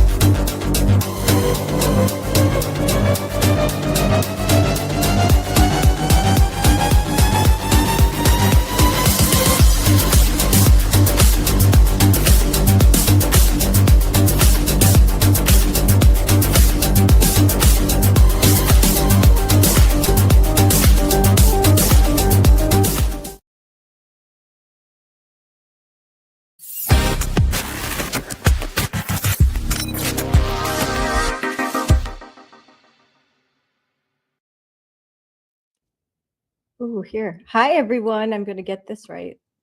Hi, everyone. Welcome to Unleashed with Scarlett Johnson, presented by Moms for Liberty. And today I am excited to introduce my guest, Kira Davis. And Kira, I recognize, I was on X and I saw your video and I was like, yes, yes, yes. I loved what you had to say. And then I started to look into your whole body of work and I immediately sent you a message and said, you have to come on my show. I have to talk to you.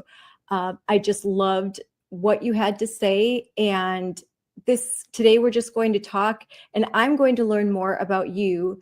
You have a ton more experience than I do doing this. You've been doing this for 15 years. So I just want to talk and look over some of the things you've done. I'm a big admirer. And so thank you for being on my show.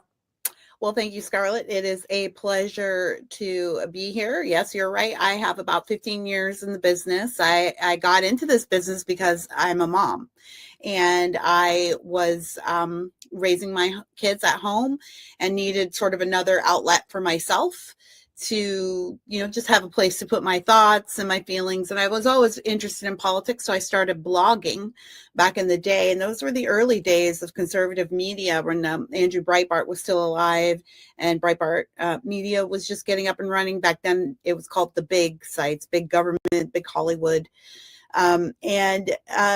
Forged a career that way. And it's been a great career. It's allowed me to stay home and raise my kids, but also stay connected to the larger world and have an adventure. And this job has brought me many adventures, good and bad, over the years. How many kids do you have? I have 2 children. I have a 23-year-old son who just graduated college, and I have an 18-year-old daughter who just started college. And as a matter of fact, behind me, you can see my book. It's called Drawing Lines, Why Conservatives Must Begin to Battle Fiercely in the Arena of Ideas. I wrote that book in 2022 when I was running for school board for our school district.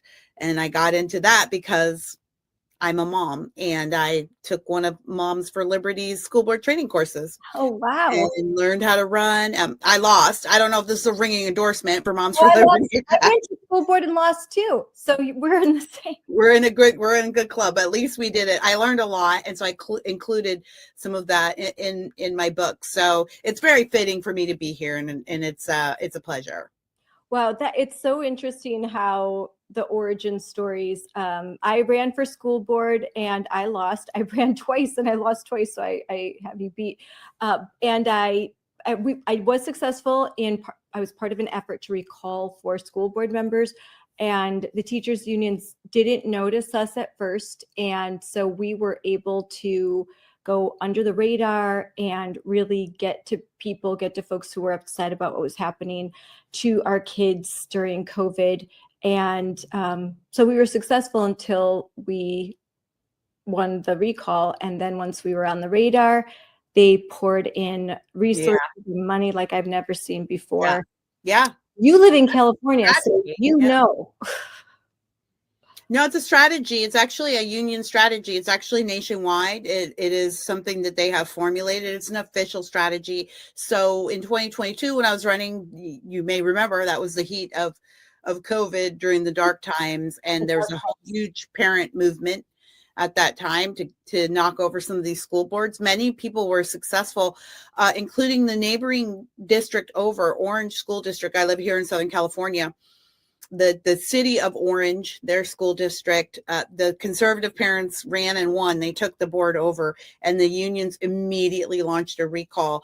And they were successful. Now, I will say this, those parents marched in there and immediately it began turning over tables and chairs. So they got as much done as they could in the time they had because they knew that was going to happen. And it certainly did happen. I think it's a lesson for all of us that winning isn't the end, winning or losing, but especially if you win, that's not the end. Then you have to be effective and you kind of have to go in with the strategy of I'm just going to go and knock down as many walls as I can until I get sent home. That's exactly right. Winning isn't the end. You can win and think, oh wow, you've got the wind in your back, like this is great, and then suddenly the reality sets in, and you can lose, and that's not the end.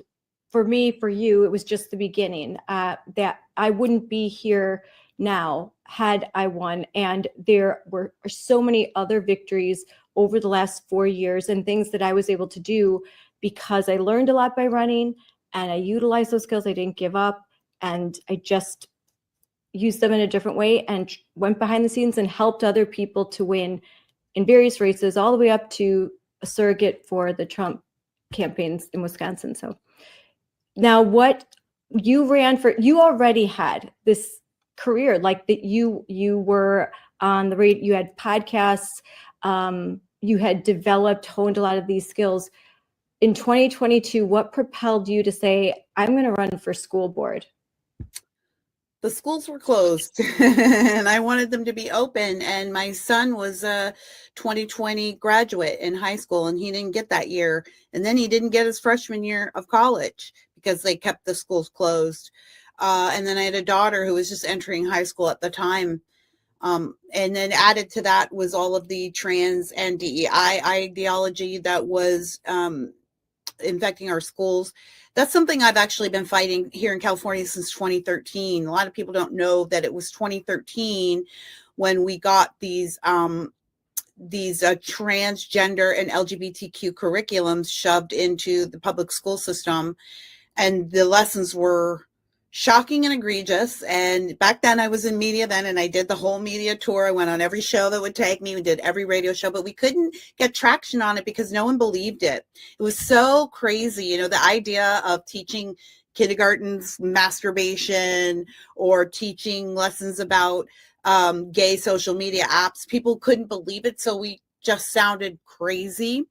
And we lost that battle, but it took about 7 or 8 years for that to trickle into the general curriculum and then into the mind of the general population. So I've been fighting this battle for a very long time. I honestly thought we had lost it and that was that. This is another reason why you should never give up. But now the pendulum has swung, had a full swing, and we're seeing people now be totally aware of this. People are starting to notice it's in their classrooms, and that's all thanks to COVID. And so that reignited this new passion and this new wave of concern. And so I thought my school board representative resigned, she snuck away in the middle of the night, voted to keep the schools closed, and then resigned unceremoniously. And I immediately said, okay, I'm running. Wow. And so I just thought, I can't count on the school board to do the things that need to be done for our kids. And the only way I can count on them is to make sure that the people on that school board think like me. And the only person I can guarantee who thinks like me is me. So I decided to run. But being in media, I already was pretty much on the radar for everyone in my community. And the unions wasted no time. And they launched an exhaustive campaign against me. They were ultimately successful and I lost, but they definitely didn't want me on the school board. No, my gosh, it really resonates with me because that's what I was thinking. We kept trying to find more people to run. At the end of the day, I thought, you know what? I don't know if there's anyone I can trust more than myself. Like, I know that I will go in and I will look at that curriculum, and what I saw where there were a lot of moderate males, because we have a 7-person member school board, and the men, I think, were more moderate to conservative, but the females were so strong that they eventually, it felt like they were caving to these women. So I thought, well, if I get on there as a conservative woman, then I won't be like they won't be able to, shame me or sort of, I'll really be able to get things done. And I'm Puerto Rican too. So I thought, well, they can't play any of those. They can't play the race card. They're not going to be able to play the gender card. So I can really get some things done. And once they hear my common sense ideas, they're going to be so excited. I'm going to work so hard and don't get paid at the job at all, but I'm willing to give it all. I had 5 kids. And they were all, my son was in college, but all 4 of my girls were, it was elementary, middle, high school. They were all in school. So I had like a real dog in the fight, and I was running against people that didn't even have kids that were in school, they are school aged. And I thought people are going to see that, but, just what you said, I had already been vocal for a while about COVID. I was kind of I was kind of a face of this recall movement. So they had a lot of ammunition to attack me with. And I just didn't understand yet how powerful the left was. I really was like a little baby. I had all of these like ideas, and I just didn't realize that even though, did you feel this way? Did you look around and think, where are they campaigning? Like, I'm everywhere. We're having rallies and everyone's so excited, but the other side, we're like in hiding. And No, so, we'll talk about learning. What you learn is that the teachers unions are running all of our elections and all of the public school system, because you're right.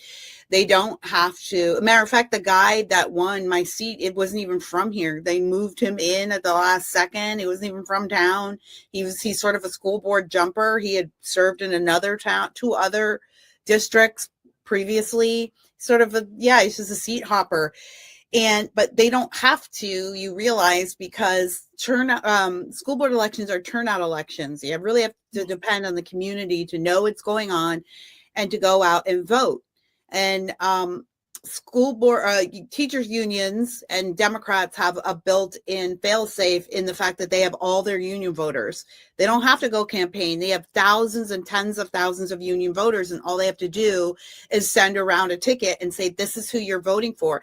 And that's enough people to beat the base turnout, the non-union turnout, time after time. We have the numbers base-wise, I think, in any given school board election, wherever you are, you could make it work. But generally speaking, the unions just have to pull the trigger of here's the name we want you to vote for. Most people aren't more curious than that. So we've got pockets of victory that have been great, and we're going to continue to win. That's happening across the US, and it's going to continue happening. But we're not going to wrestle the whole thing back until we break the teachers union, because as long as teachers unions are allowed to put their thumb on the scales of these elections, it's going to be increasingly difficult for conservative candidates to win. So no, they don't have to campaign. The campaign is built into their union dues. Yeah, that was a big lesson. We were on the local radio. New York Times came in and did interviews. We had AP following us around. I mean, I had my minivan packed with fold-out table. Masking tape, our signs, like we had raised enough money to have some signs. We were so careful about them. They were so expensive. And the momentum came, and we had some more donations. We had signs up everywhere. It was like, we felt like we're going to win. We felt so sure. Like, look at all of this attention. Look, we had hundreds of people at rallies. It was just, and when the numbers came and there were 4 of us running and we got 41%, we were just like, we were really shocked. We just couldn't believe it. Like, we never saw any enthusiasm on the other side. Where did this all come from? How did this happen?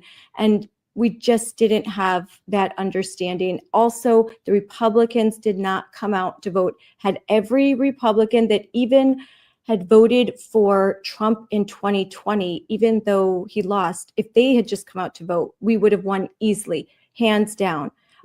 But we did not get the numbers out. That's what happened. And I think when you look at what just happened in New Jersey, in Pennsylvania, in Virginia, in New York. Well, in New York, there was a lot, you could see there was a lot of passion, and it was predicted he was going to win. But there was a lot of hope for Chitterelli in New Jersey because, and I know friends, many friends that were out there. They were doing so much work. They had Scott Pressler out, they had Jack Posobiec, they had TP USA, they had all of this momentum, and it felt like, yeah, we could actually do this. And the numbers came out probably similar to ours. They were like 41, 42% of the vote. And I think there was hope, but what wasn't understood is how powerful the unions are and that infrastructure that the Democrat Party has when they utilize it. And our side's not getting out to vote in these nonpartisan elections or these midterm or off-year elections like they should be. Well, this has always been a challenge, but I think the nature of the challenge is becoming, unfortunately, more obvious in this current political era. We've been talking to the Republicans forever about being more active and getting out in midterms, the party and the voters.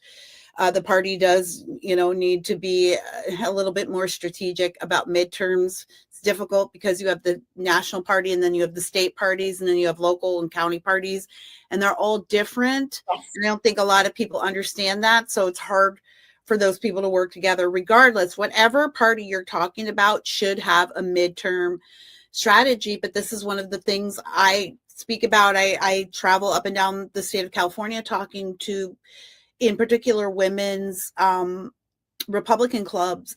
And one of the things I tell them is, look, you should be adopting a school board.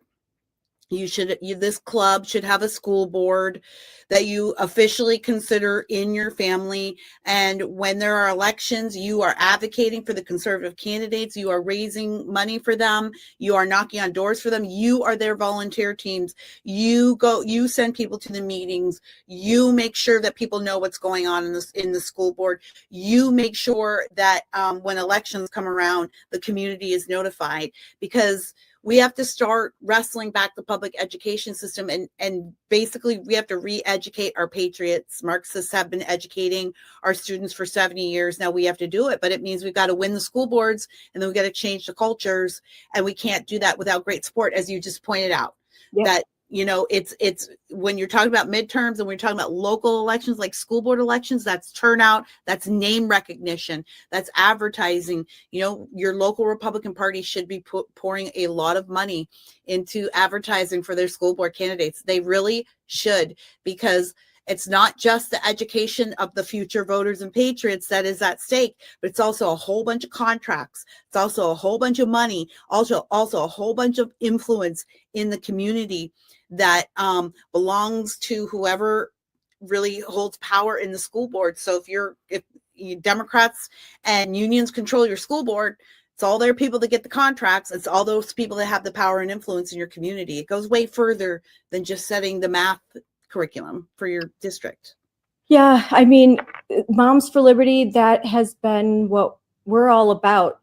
School boards, school board races, getting candidates, policy, all of that. And there's just the funding for these nonpartisan races is not great. It takes a lot of volunteers doing a lot of work. They don't get paid. There's just the donations. It's rough. So you talk about with the GOP. I mean, I know of cases where if a candidate's lucky, they could get $200 from a local GOP. Yeah. Because they're so cash strapped themselves, and they will. There are even some local GOP that won't endorse or give money if it's a nonpartisan race. So they're kind of out now.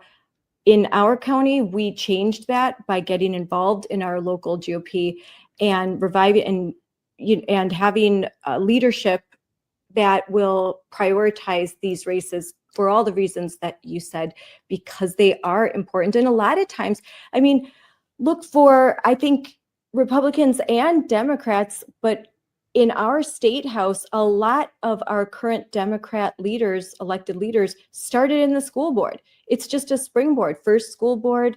That's right. It's grooming. It's grooming. Yeah, it's a breeding ground. You have to, that's where you train up your bench. Yeah.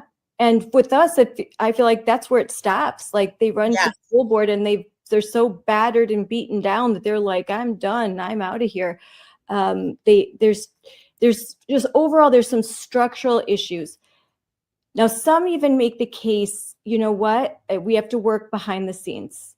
and if there are areas where if we are vocal and out front, so we are going to do a lot of work behind the scenes, build relationships, try to work with anyone who will work with us on the school board, and not draw attention to it because if they see that they're working with Scarlett Johnson, oh, all the crazies will come out protesting. But if it's more of a behind the scenes relationship, things can get done. And so what do you think about that strategy to work behind the scenes and do a lot of work, but maybe not be as vocal? I don't think we're in the era for that. Maybe 4 or 5 years ago, I would say, yeah, that's good. But they tried to kill President Trump. They tried to do everything they could to make sure that he didn't win in November, and they killed Charlie Kirk. Yep. We are not in the era of compromise. This is war, even on our school board. So I'm not in the mood for that strategy these days. And I don't think the people want that. I think people are starving for clarity. They want to know exactly what your intentions are. And as a matter of fact, when you do work out in front and what you do is you make your opponent come to the front too. See, they like it when you work behind the scenes, and then the whole world doesn't have to see how freaking crazy they are all the time. So when you make them, you got to make them work out front so everyone can see the things they say and the things they do. That's why they lull us into be like, let's just work behind the scenes where it's calmer back here and we don't get all the nasty letters. No, they should get the nasty letters from their base. Oh, I don't like you working with that conservative. They should get those nasty letters, right? And the conservative members should get those nasty letters. Like, we don't like what you're doing. We don't like that you're so vocal. That's how you know that you're advocating for the people who voted for you. I think there's not to. So you don't love the super secret supporters, because I had a lot of those. Oh yeah, I'm supporting you. Very quiet. Those super secret. We're behind you. You can't see us, but we're there. No, it's not time for that anymore. I understand that there was a time for it, and there was a time when you could make an argument for that. I guess not all of us are like that, but it, takes all kinds of people to make the world go round. Fair enough. We are no longer in that era. This is not a matter of if we don't win this election cycle, then it's going to be a few more election cycles before we get our feet under us again. I truly believe if we don't win this next election cycle and the next few to come, that's the end of the American experiment. They were going to kill us. So no, you don't have the luxury of if you want to be in the background now, then I don't think you're part of the movement. I don't think you want to win. So What do you think the Jay Jones win signifies? I mean, it signifies that the left has completely lost their marbles, and this is where we are now. This is who we're up against. They don't care. They don't care about your life. They don't care. They don't care if someone's murderous, right? There's a part of the people that voted for Jay Jones. There's a part of them that feels like, well, he was kind of justified in saying what he said. Again, I think after Butler, Pennsylvania, where a man did lose his life over political violence, and after Charlie Kirk, and after all of the violence that we have seen, there's no more question what the intentions of these people are. So what that election has done, I think a great silver lining from it is that it has provided us a lot of clarity with who we're dealing with. Do you want to compromise with that? Is that who you want to work behind the scenes with? Yes. No, you got to call them out for who they are, and then you got to treat them like the people that they are. But if you're going to work behind the scenes to do, or support people behind the scenes, that's what Democrats do. Go be a Democrat then. Well, and for context, Jay Jones didn't just say he fantasized about the death of his political opponent. He fantasized about the children dying in the arms of their mother so that his opponent could finally understand the reality of all think like that. That's the thing. They all think like that. I am a former liberal. For many years ago, 9/11 was my wake up moment, but I still have a lot of liberal friends. Most of my family is liberal. In fact, my mom broke up with our family over Trump. We no longer have a relationship with her because of Trump or over Trump. It's not his fault. We don't know him, but they all think like that.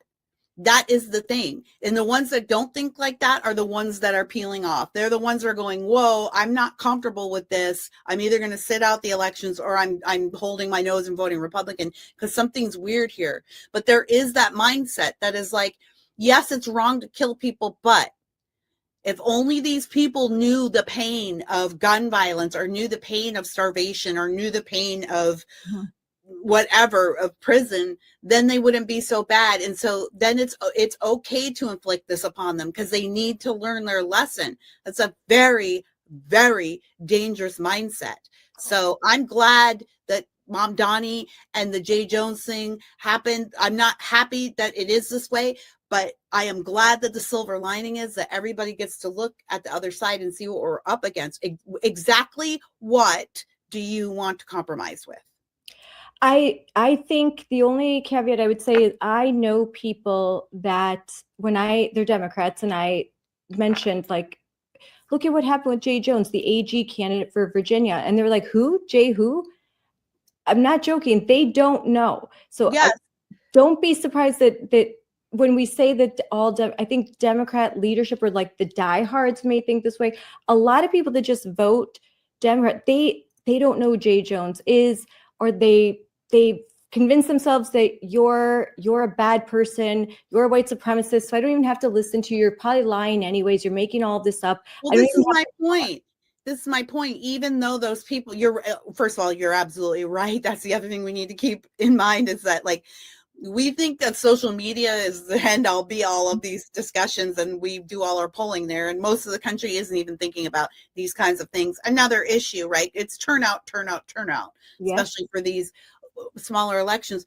But that's the other thing is your Democrat friends, I think I would, do they might not know who Jay Jones is, but do they think if a Republican politician, if Donald Trump had the chance to hold his dying kids in his arms while they bled out from a gunshot wound, do you think your friends would think that's horrific? Or would you think your friends would say, I think he maybe deserves that? See, this is what we need to think a little deeper about. After Charlie died, I tell you what, I realized just how many of my Democrat friends actually would be just fine with me or someone else dying. This is what you need to think about. Your friends might be nice and great. I mean, I'm sure they are nice and great because you are, and I'm not, this is obviously, I don't know them and I'm not painting everyone. I know what you're saying. You're saying.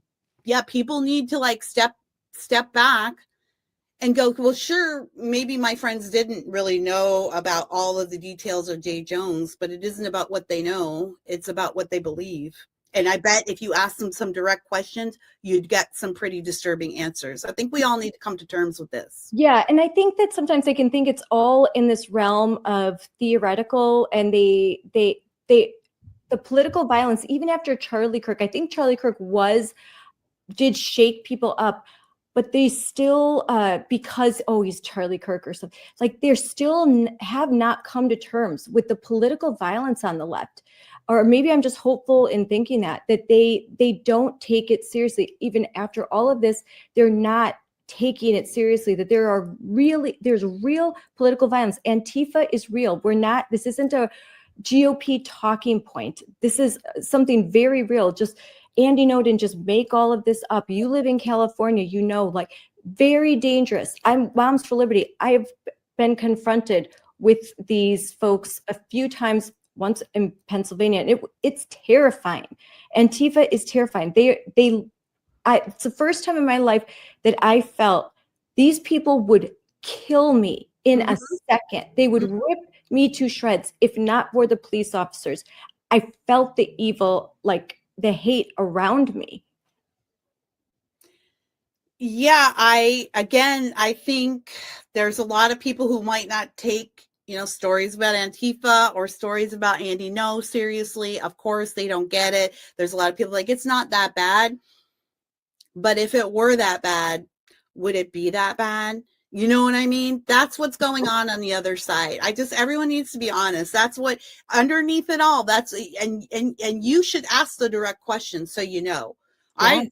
I learned a lot about the people I called my friends after Charlie died.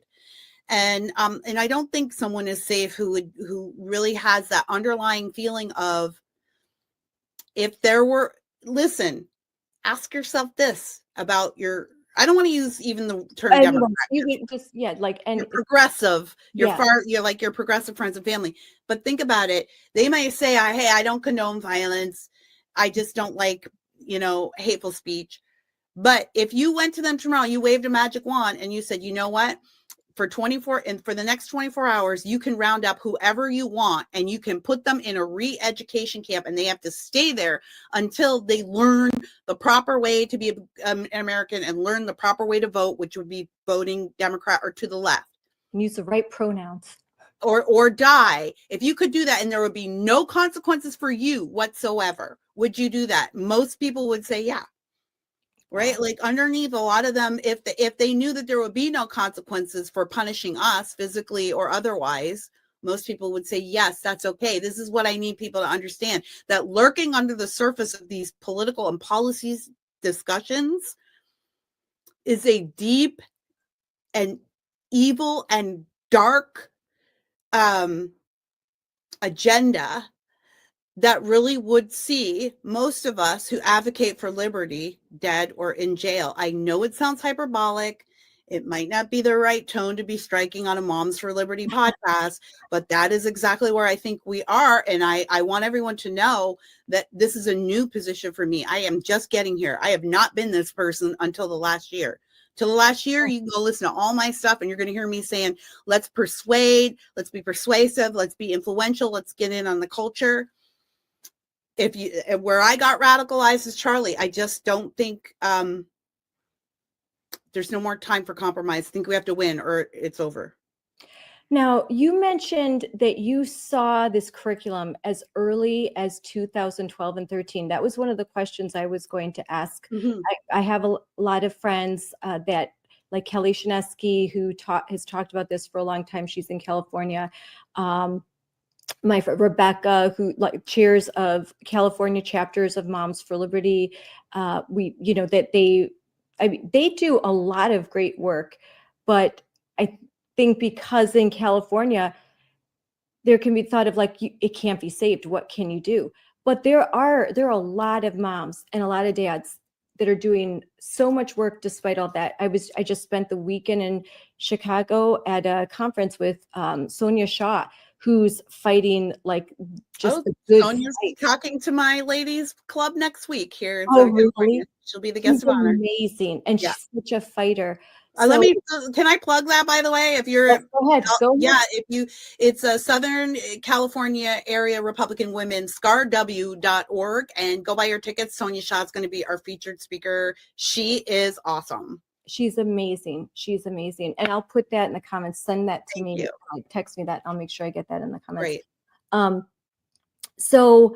But you saw this much earlier. I wasn't aware of any of this until COVID. I had no idea.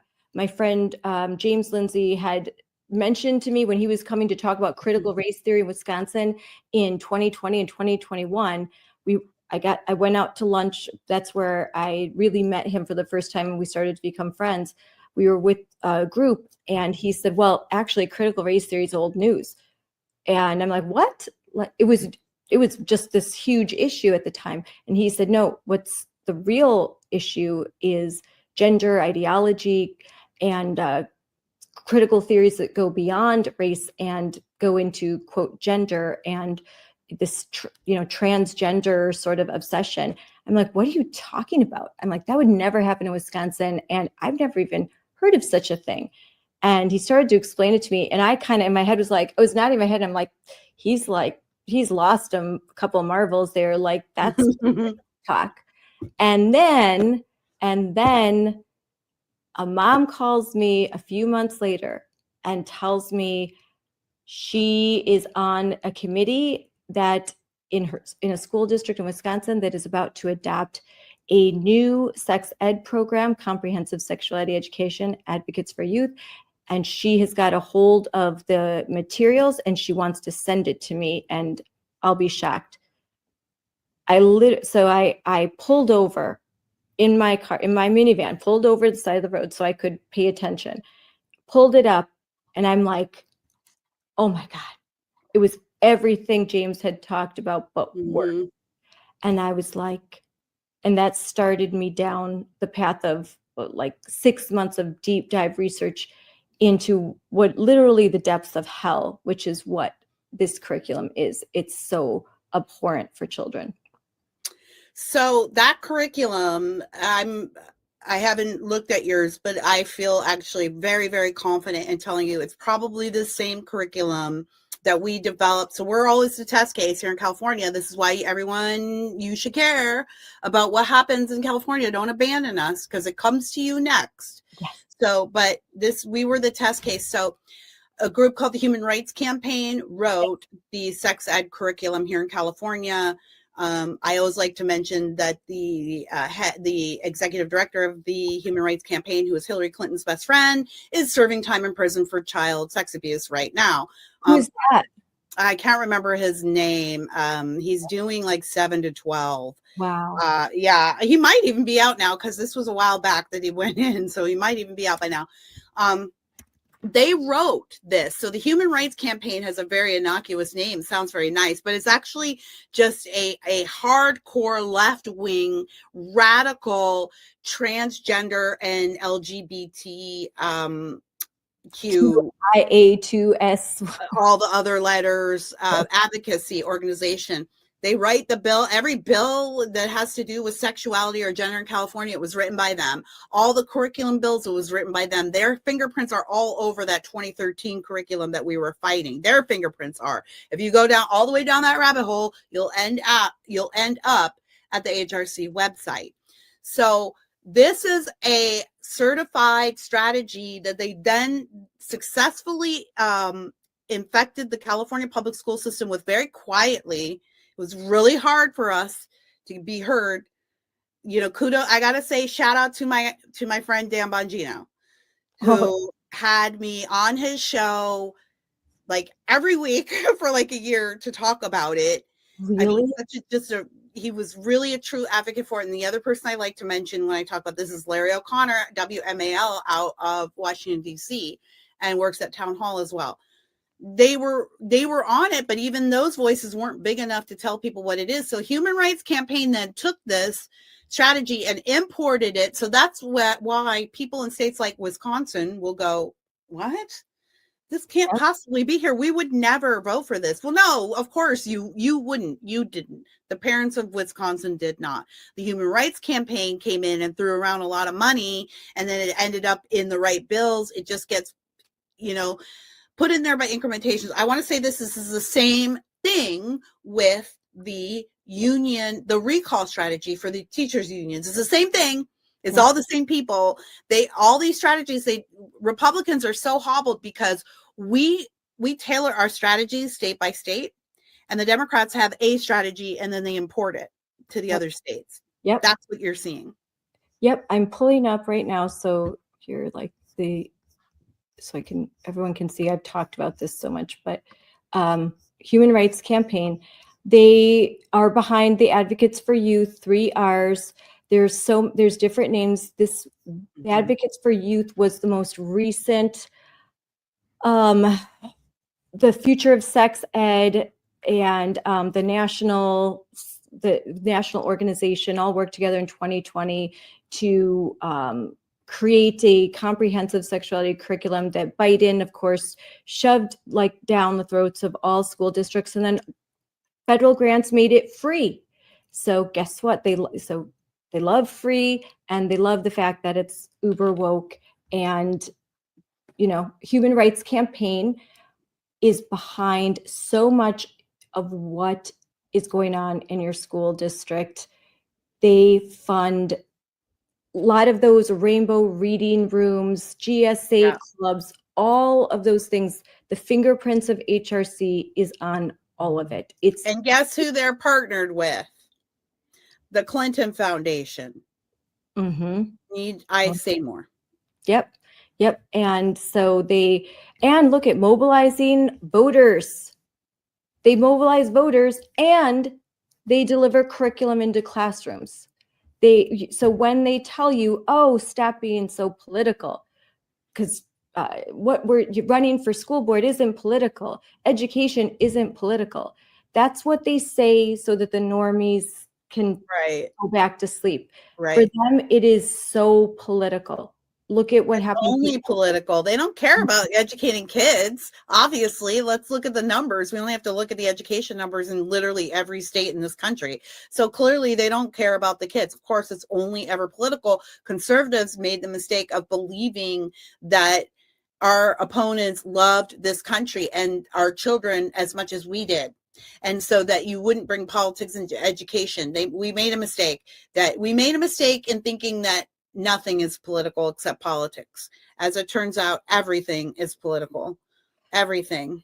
Unfortunately, there are, I would say, at least half of conservatives or Republicans, and I hate always using Republican, Democrat, but we have two-party system. You can vote one of two ways. Of course, there's all these different third parties, but they don't really get much traction. So, but a lot of the county GOPs, they still believe that, these are non-political. We shouldn't be so political. We don't need to be so partisan. Right. Yeah.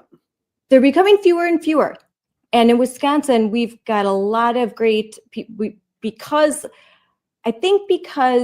there was so much effort put into Wisconsin over these last election cycles because it's a battleground state. We've progressed rapidly. Like, we've got a lot of leadership that know exactly what time it is.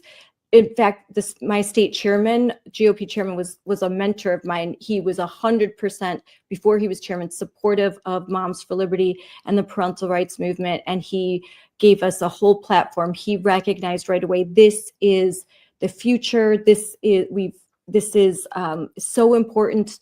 And frankly, this is a way to get people waken them up out of their slumber and get them out to vote, talk about these issues. And so that it's great, but in a lot of areas, they don't want to talk. They still to this day will not talk about these issues. They'd rather talk about the flat tax. Yeah, I ran into that problem when I was running for school board. It was like I was running because of the DEI and the trans stuff, and the old guard Republicans were like, "Calm down, like it's it's going to scare people off. It's too political." I had a lot of Republicans working against me, actually, because I have a job in media, in conservative media, and they felt like I was too political, and I am a conservative commentator, so obviously a lot of my commentary is very pointed out there. But I even had some Republicans call me and say, we're just concerned, you being a member of the media, if you get on the school board, what kind of things are going to get out? Like, you're always where. I had somebody follow me. I had a Republican woman her name's Melissa. She's like a mom, who advocates for Republican causes here in our area, follow me to the Moms for Liberty school board training. She followed me there to hunt me down to, I didn't know that's what she was doing, but she cornered me there, asked me like a bunch of questions that I didn't understand were aimed at like digging into who I was and what I was doing. I just thought she was another mom there, and then proceeded to begin this email campaign against me in the Republican Party, saying, I don't think this person is a real conservative. I don't think this person is a real Democrat. She doesn't understand what's going on. She's going to be dangerous. She's too pointed. She's too, right wing. And I had to, so then what happened was actually Harmeet Dillon got a hold of it. And then Harmeet Dillon sent out a tweet on my behalf saying this looks a lot like libel, and they backed down. Thankfully, I just know Harmeet through my many years in this industry, and both of us being Californian. But that is what happened. So that happened within my own party. This is an ally, but that was because it happened because there were people going, "You're too much. It's too much. You're too much. We can't. The people aren't going to believe this. Tell people that you're going to reinstate the math honors program." That's what they want. And we're not in the math honors program era. It'd be great to get back there. Let's get back there. But in order to get back there, we need some warriors. We need some mama bears. And unfortunately, Republicans in many cases are just as reticent to support the mama bears as the Democrats are.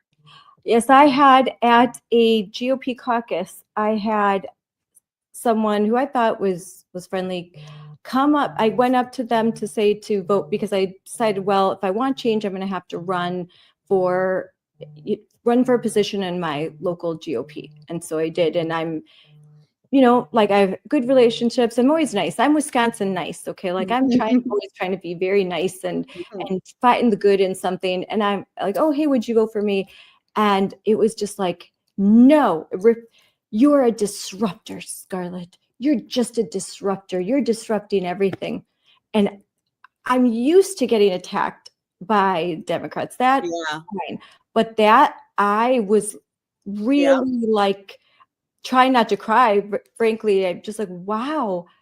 I didn't even know what to say. I'm sorry. I don't know what I've done wrong. I don't think I've done anything untoward. I'm just running. I'm trying to bring change for kids. It's like, no, and they don't want change because we're not just, this is no longer a battle of really left versus right. This is a battle of pro-America versus anti-America. And I'm afraid we have anti-Americans even within our own party. Maybe not necessarily because they hate America, but just because they don't really care about Americans. They have their established spot. They're going to be dead in 10 or 20 years anyways. They're not worrying. This is what I love about President Trump. He's a visionary. He thinks to the future. He won't be with us that much longer. He's elderly, but he's thinking about the generations that are going to come in 20, 30, 40 years when he's long gone. And most politicians don't have that ability for whatever reason. They're either too narcissistic or they just don't have the vision.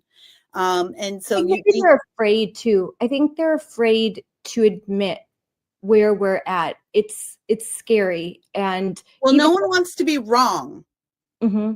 And in order for them to admit where we're at, they're going to have to admit that they're wrong. And that maybe they were leading the party to this point. And then that might mean that, hey, I just didn't. And it's okay to say, I messed up. That's so Wisconsin. What a nice Wisconsin attitude. It's okay to say if you're wrong, but in politics, it's not okay to say if you're wrong. It's a career killer. And for most people, their pride won't allow them. Most people won't. I don't think people understand like a perspective shift. Like it is, that's very rare for most people. Like, the reason why we had the Never Trump split in 2016 and again in 2020, we lost a lot of our intellectuals on the right. They moved over to Never Trump. They're still over there. Link Project, Bill Kristol. I used to love Bill Kristol. I used to love Bill Kristol too, but you know what we realized is that Bill Kristol didn't love you. He didn't care about us as readers, right? He didn't see us as readers or colleagues or peers. He saw us as minions, people who get our talking points and our thinking points from him. And when he realized we didn't think like him, and not only did we not think like him now about a certain issue, now we're exercising our power and we're way more influential than him, he got mad at us. So he was never for us. It was never about us. He's mad that he's wrong. We made him wrong and we made ourselves right. And he doesn't like that. Look at what they're mad that their strategy and their ideas for winning turned out to be wrong. Look at the church. Look at what happened like 2020. We were in this third way thing where it's like, we shouldn't be too evangelistic. We should be, opening the churches to the center, seeker friendly.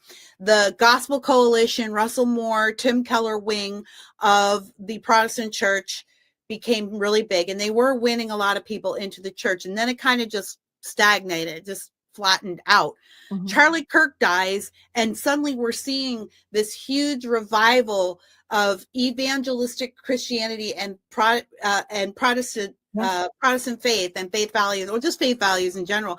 And what was Charlie's message? It wasn't the third way. It wasn't this, let us be seeker friendly and we're going to invite you in, come as you are. It's like, no, young men, stop drinking, get married, have a family, raise kids, vote for Republicans, be conservative. That's the message that's resonating. Yes.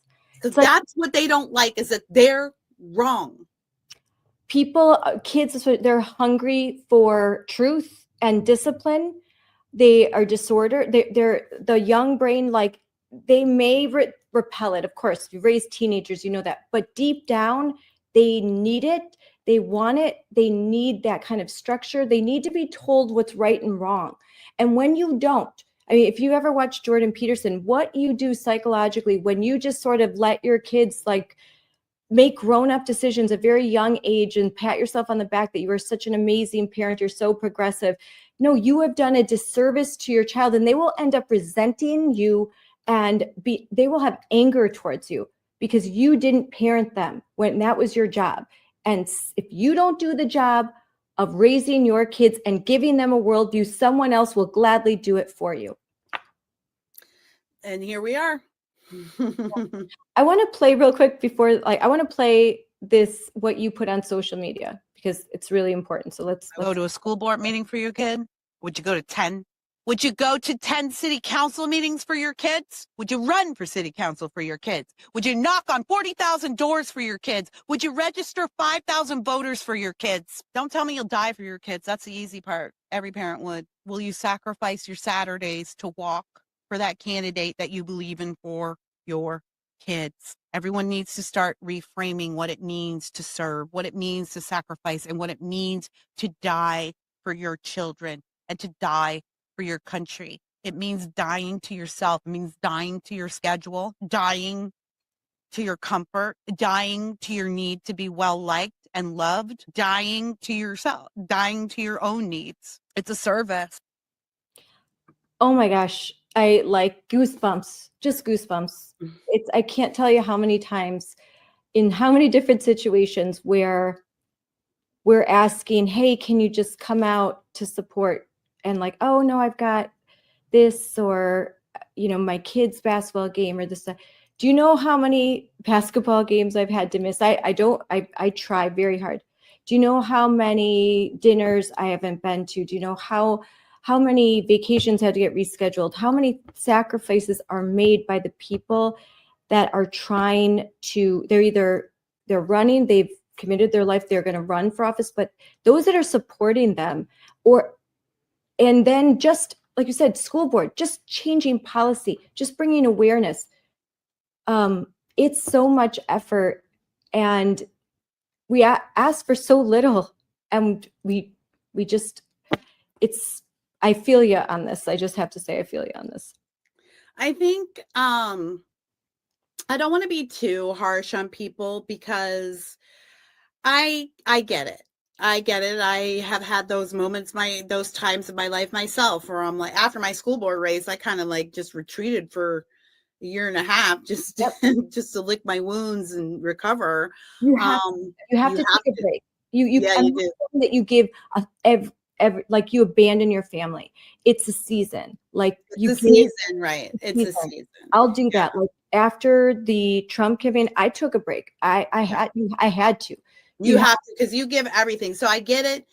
And a lot of people feel like a lot of people feel like it's an all or nothing choice too. They're not sure. Like I'm either campaigning for somebody every single day or running myself or doing nothing. It's another reason why I wrote my book.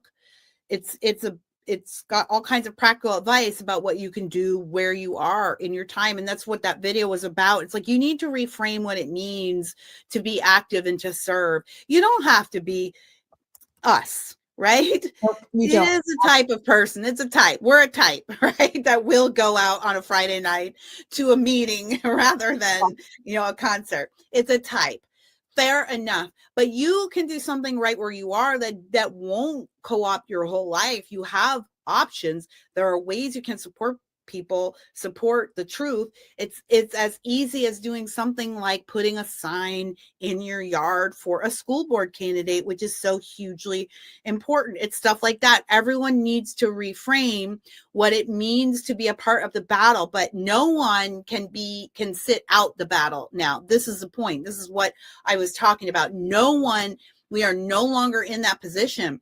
So fair enough, if you don't want to come up off a few hours a month to go to your school board meeting, maybe you can come up off of a few hours a year to go to a school board meeting. Could you get together with 10 friends and everybody takes a month? Like we have school board meetings once a month. Maybe somebody, you know, or whatever it is, you get 20 friends, you know, however many meetings you have, and divide those up so everyone just has to take one per year.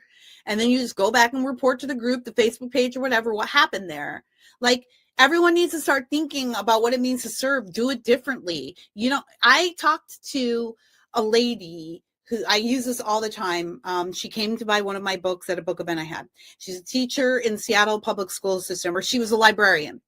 And she said, you know, I can't take any books out of the library because of our laws, but I can put any books in there that I want. So what I do is I go and I buy conservative books. I just put them in the library, and then I have a discussion on your free period, like on lunch break. I hold a discussion group for any kids that might want to come in and talk about one of these books, and we pick a book every month. So I only have like 2 or 3 at most students that do it, but that is her thing, where she is doing right where she is. Is she changing the world? I don't know. No, maybe. Is she going to change the White House? No. Is she going to change midterm elections? No.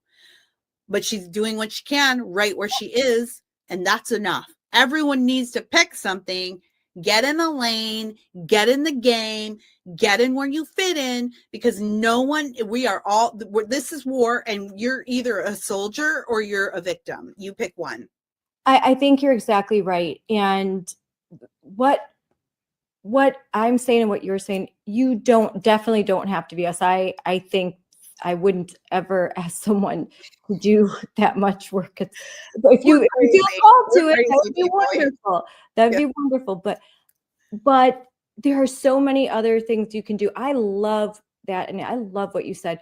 I love bringing books, you know, getting books, putting a different content, putting something wholesome and good and decent. And that's the kind of thing that you can do.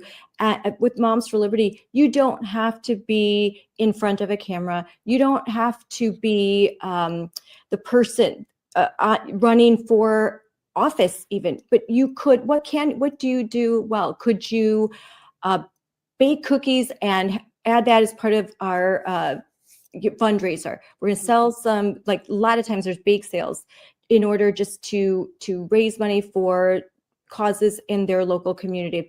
Can you knock doors? That's great. If you're uncomfortable knocking doors, could you help with the maps? Could you help with spreadsheets? Can you help be a watchdog? Could you go to the board docs and check it out? Could you monitor what's happening in the state house? A lot of you moms out there, you're crafters. You love to craft. You have button making machines. You have ribbon making machine. You can tell that I'm not very domestic because I don't know what it is. But yes, there are people. But I have friends who have all that stuff. And you know what? As you said, like the stuff for when you're running for office, that stuff gets expensive. You have a very limited budget. Could you sit in your home after the kids go to bed and make buttons for your candidate? You know, make 100 buttons. Could you do that? Like, think in those terms, everyone. It doesn't have to be, you don't even have to be the one who's like, if you don't want to go. And again, you observe a vote count for one day a year or once every 4 years, you could do that, but you don't even have to do that.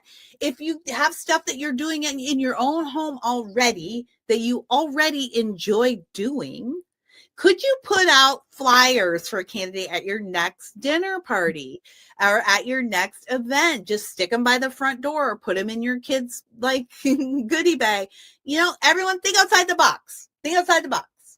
And I think if you're a leader, don't be a martyr. Like, get people, it's all me. Oh, woe is me. No. The number one way that I find to get people that I know agree with me, they want to be active, their kids are old enough where they can get involved. And this is, if you've got babies, you're okay. Like, I'm not bugging. I had 5 kids. You got little ones, and there's still something you want to be involved. There's definitely things that you can do. And we try to do things where bring your kids anywhere. Like, we're going to go testify in Madison. You want to come, bring your babies. People do bring them if you want to.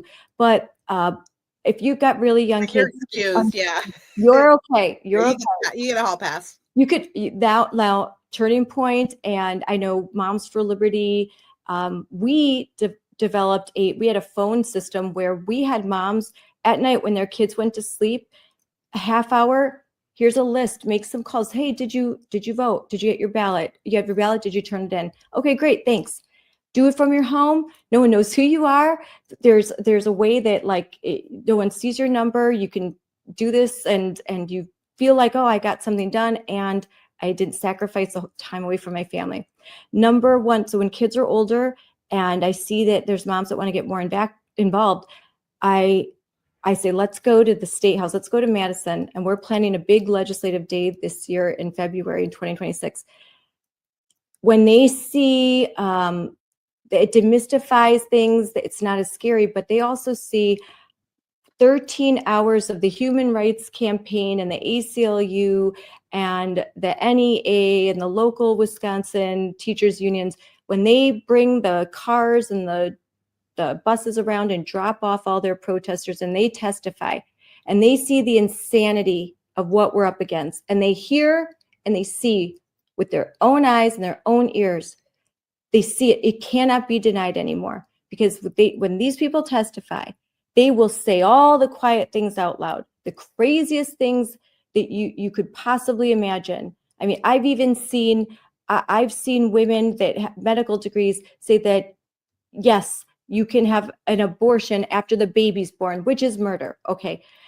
So you will see some very crazy things and you'll never be the same. So if you're a leader and you want others to join you, you've got to start to show them what's happening so they can experience for themselves and then show you proactively doing something about it. And like, there is a path, there's a way that we could actually make change. And then make it fun too. Have a wine night, have a go for coffee, talk about, I wanted to bring up Hallmark movies if you have to, do something, find something that is also fun and so that you can decompress a little while and just be. You'll probably find yourself still talking about. I have a great surprise for you. I have a Hallmark podcast. You do? I do. My friend and I, Amelia, we love Hallmark movies. We love cheesy Christmas movies like TV. Oh my God. Yes. Great American Family, all that. We love it. So we have our own podcast. It's called Journey to Christmas Land. It's with Kira and Amelia. It's on Substack, YouTube, Spotify, iTunes. We just searched Journey to Christmas Land. It actually was a previous podcast called A Very Merry Podcast, but it was so close to another successful podcast in that space, we had to change the name. And so we just rebranded. But yeah, we talk about Christmas movies. We review the movies. We talk about all of our favorite things, all the funny things, all the cheesy things.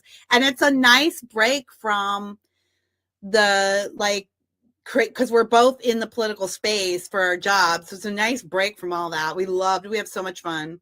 Oh my gosh, I'm going to today. As soon as November 1st, my husband makes me wait. Hallmark that's all it is. It's Hallmark. Oh, girl, we have it on all year. And we do the podcast all year too, because it's always we call the Christmas universe is Christmas land. So it's always Christmas in Christmas land. We do Christmas in July. We were just talking about the Hallmark cruise. There's a Hallmark cruise. Really? There is a Hallmark cruise going on right now. So we missed this one, but we were looking at it for next year. They have a Hallmark cruise. They have a Hallmark house, a house tour in Connecticut where it's like a trail of houses that they used. I want to go.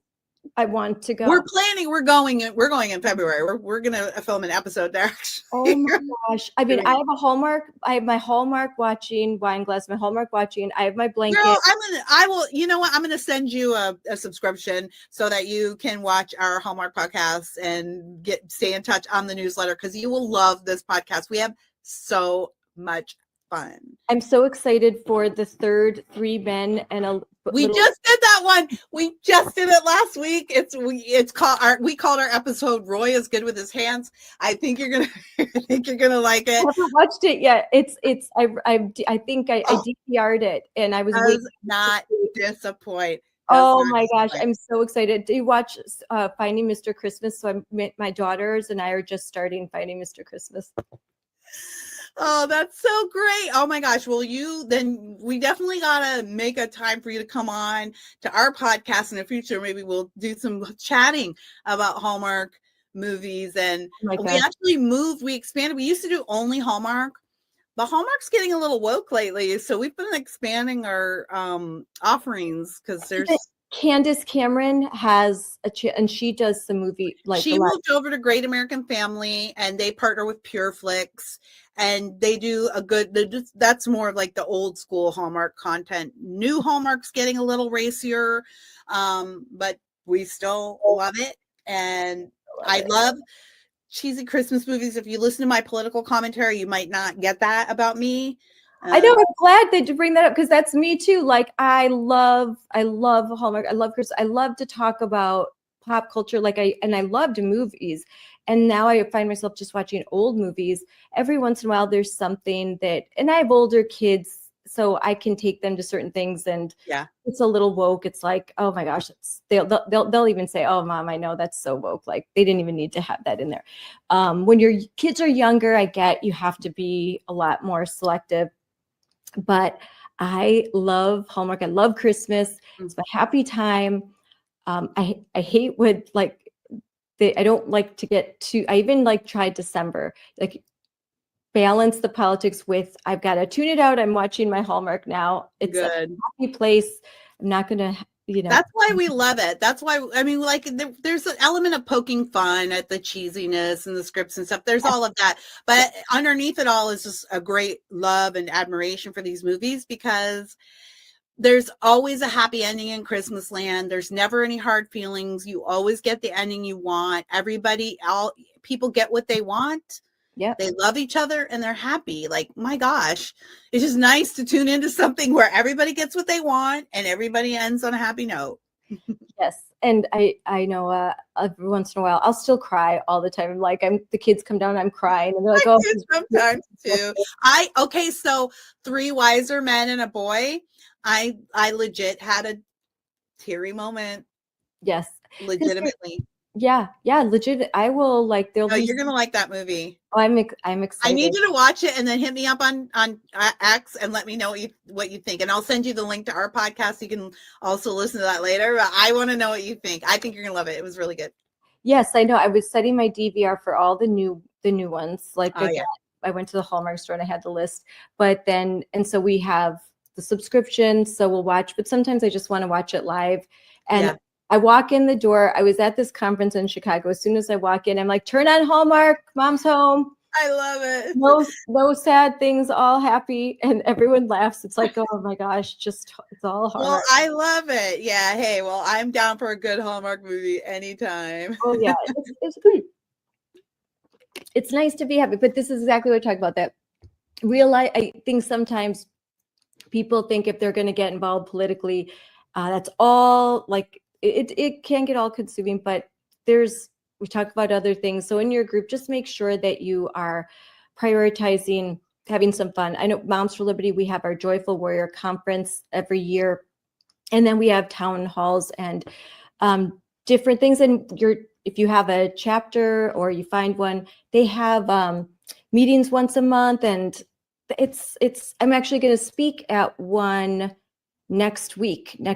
I will be speaking at one and it'll be really fun. It'll be at a restaurant and it's like fellowship. You talk about the hard things, then you have some fellowship and good times too. Kind of that's what, when I was raised in church, it was like you went, you had the service, you were fed, all of that, but there was always fellowship. There was always community. And so you have to develop community.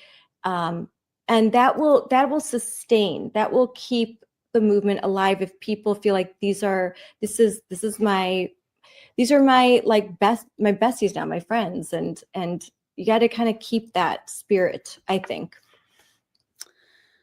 Yes, I do too as well. I have to say that I do have a hard out right now. Okay. Yeah, all right. I'm actually past it. Thank you for staying on and talking. Once we started talking Hallmark, then it was like, oh. Girl, I know. Well, I had to stop myself. Don't get me started. Just go listen to the podcast. So I'll talk all day long about Hallmark. Maybe I'll just come back and we'll just talk about Hallmark. Yes. Okay. Yeah. Well, there was a bunch of questions I didn't get to, so I definitely want you to come back and Let's do it. we'll talk some more, I would and love I'll tell you my thoughts about Hallmark then too. But Kira, Yeah. thank you so much for coming on. I really appreciate it. And I'm going to, when you leave, I'm going to tell people where they can follow you. And is there what are your closing thoughts? What's your advice? And how can people know more about you? Well, my advice is that now is the time for boldness and courage. I think we've got about 12 months to make a real difference in this country and make it notable enough that Americans feel motivated to go to the ballot box and continue with the Trump agenda. And it really is time to double down. I think it's not the season for peace, unfortunately. That being said, follow me everywhere. You can follow me on X at Real Kira Davis or Instagram at Just Kira Davis, JUST Kira Davis. You can find my podcast, Just Kira Davis, at Substack, YouTube, Spotify, iTunes. Buy my book, Drawing Lines, Why Conservatives Must Begin to Battle Fiercely in the Arena of Ideas. I think the best places, though, for you to hear more from me and know what I'm doing are YouTube, which is Just Kira Davis, and Substack, Just Kira Davis. All the stuff goes to all those respective places, and you can keep up with my columns. I've often got bylines in Daily Mail, New York Post, do a lot of work for the New York Post, so keep an eye open for me there. And I will send you, I'll send you the links for everything too when we get off. Okay, thank you. And your column, Unsolicited Advice, is really funny too. Oh, thank you. I love giving advice. I'm actually I'm going to record some more today because I got a juicy column that came across my desk. Yes. All right. Well, thanks for coming on, and we definitely want to have you back. I think this is going to be really popular. So I had such a good time. Thank you so much. God bless you. Bye. That was such a great talk with Kira. So real quick, I am going to pull up a few things. As we discussed, she has a Substack where you can find unsolicited advice for people who didn't ask for any. It's really funny and good. It's good advice. It's funny and it's conservative. So I highly recommend it. We also discussed, I found like her Hallmark movie obsession that mirrors mine. Wow. So she has a podcast that is all about Christmas and Christmas movies. So you want something different, you want something fun, you want to take a break from the heaviness of politics, go to this YouTube channel, Kira Davis right here. And I know I'm planning on watching this. Now, then there's a Substack, Just Kira Davis, episodes, really good topics here, no kings, no sense. She has a straightforward style, 15-year veteran in media, mom, ran for school board, knows what she's talking about. She's fighting to save America. I highly suggest that you tune into her. Also, her book, Drawing Lines, I am ordering it right now. I think it's great to hear she has some very common sense solutions, why conservatives must begin to battle fiercely in the arena of ideas. This is someone who's been fighting gender ideology since before we had any idea what it was. She's got some great advice. And then don't forget to follow her on X. And I'm going to pull that up really fast. Her handle is simply at Kira Davis. I'm going to show you this really fast so we can. Here we go. At Kira Davis. Or at Real Kira Davis, sorry. At Real Kira Davis. You can see right here. So make sure you follow her on X, at Real Kira Davis. That's where I found her. That's where I saw that it was under 60 seconds and I was hooked. I loved what she had to say. I loved the passion with which she had to say it. thank you so much, Kira. Thank you so much for coming on my show. I look forward to having you again. We just started talking. Seriously, I had all of these questions and I didn't get to almost any of them because it was such a great conversation. So I look forward to having another one. Don't forget to learn more about Moms for Liberty at momsforliberty.org. You heard Kira. She has attended Moms for Liberty training events. She wanted to run for school board and she contacted and went to Moms for Liberty. And that's what we're known for. And that's what we're good at. Our YouTube channel at Moms for Liberty. And that's where you can find this episode. It will be on there within just 48 hours. So you can watch it again, share it, like it, and subscribe, please. So I hope this was enjoyable for you. It was a blast for me. And I look forward to our next conversations. My goodness, I have so many lined up. I'm like just struggling to schedule them all. And I'm going to talk to some people, like Jennifer Say. I'm going to be interviewing her next, but we're also going to talk to some folks you might not have heard of, and they are doing the Lord's work. They are fighting on the front lines. I want to amplify the voices of our mama bears and papa bears and our warriors. And I will continue to do that as Moms for Liberty is always trying to amplify the voices of not just our 130,000 members across this country, but our allies, our friends, that fight side by side with us. We want to amplify them. We are in it for the right reasons. This battle is going to require unity. It's going to require unity among conservatives. Yeah. So Kira has some food for thought for myself. Definitely, like she's been at this longer than I have, and so she's got some valuable insight, and I thank her for continuing to stay in this fight, even though sometimes you have to take a break after you do something big like run for school board. She comes back and she gives it 1,000%. And so grateful for you, Kira. All right, everyone, that's it for now. For Liberty is standing up for parental rights across America. But now we're under attack. Moms for Liberty made news this week by being labeled as extremist and anti-government. Radical groups like the SPLC are trying to silence us. But we're not in this fight alone. Countless leaders from across the country have stood up to defend us and our mission. The Southern Poverty Law Center decided to target Moms for Liberty. Let me say, Moms for Liberty, they are phenomenal women. They are moms who are standing up for their kids. They have fought for all of our children, and because they are effective, the Southern Poverty Law Center is trying to hurt them. That's a deliberate attempt to destroy someone's life. Moms for Liberty does amazing work.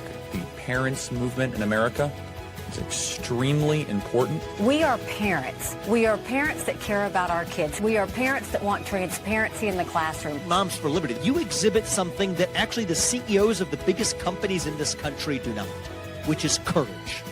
Thank you for standing with us to protect our children's future.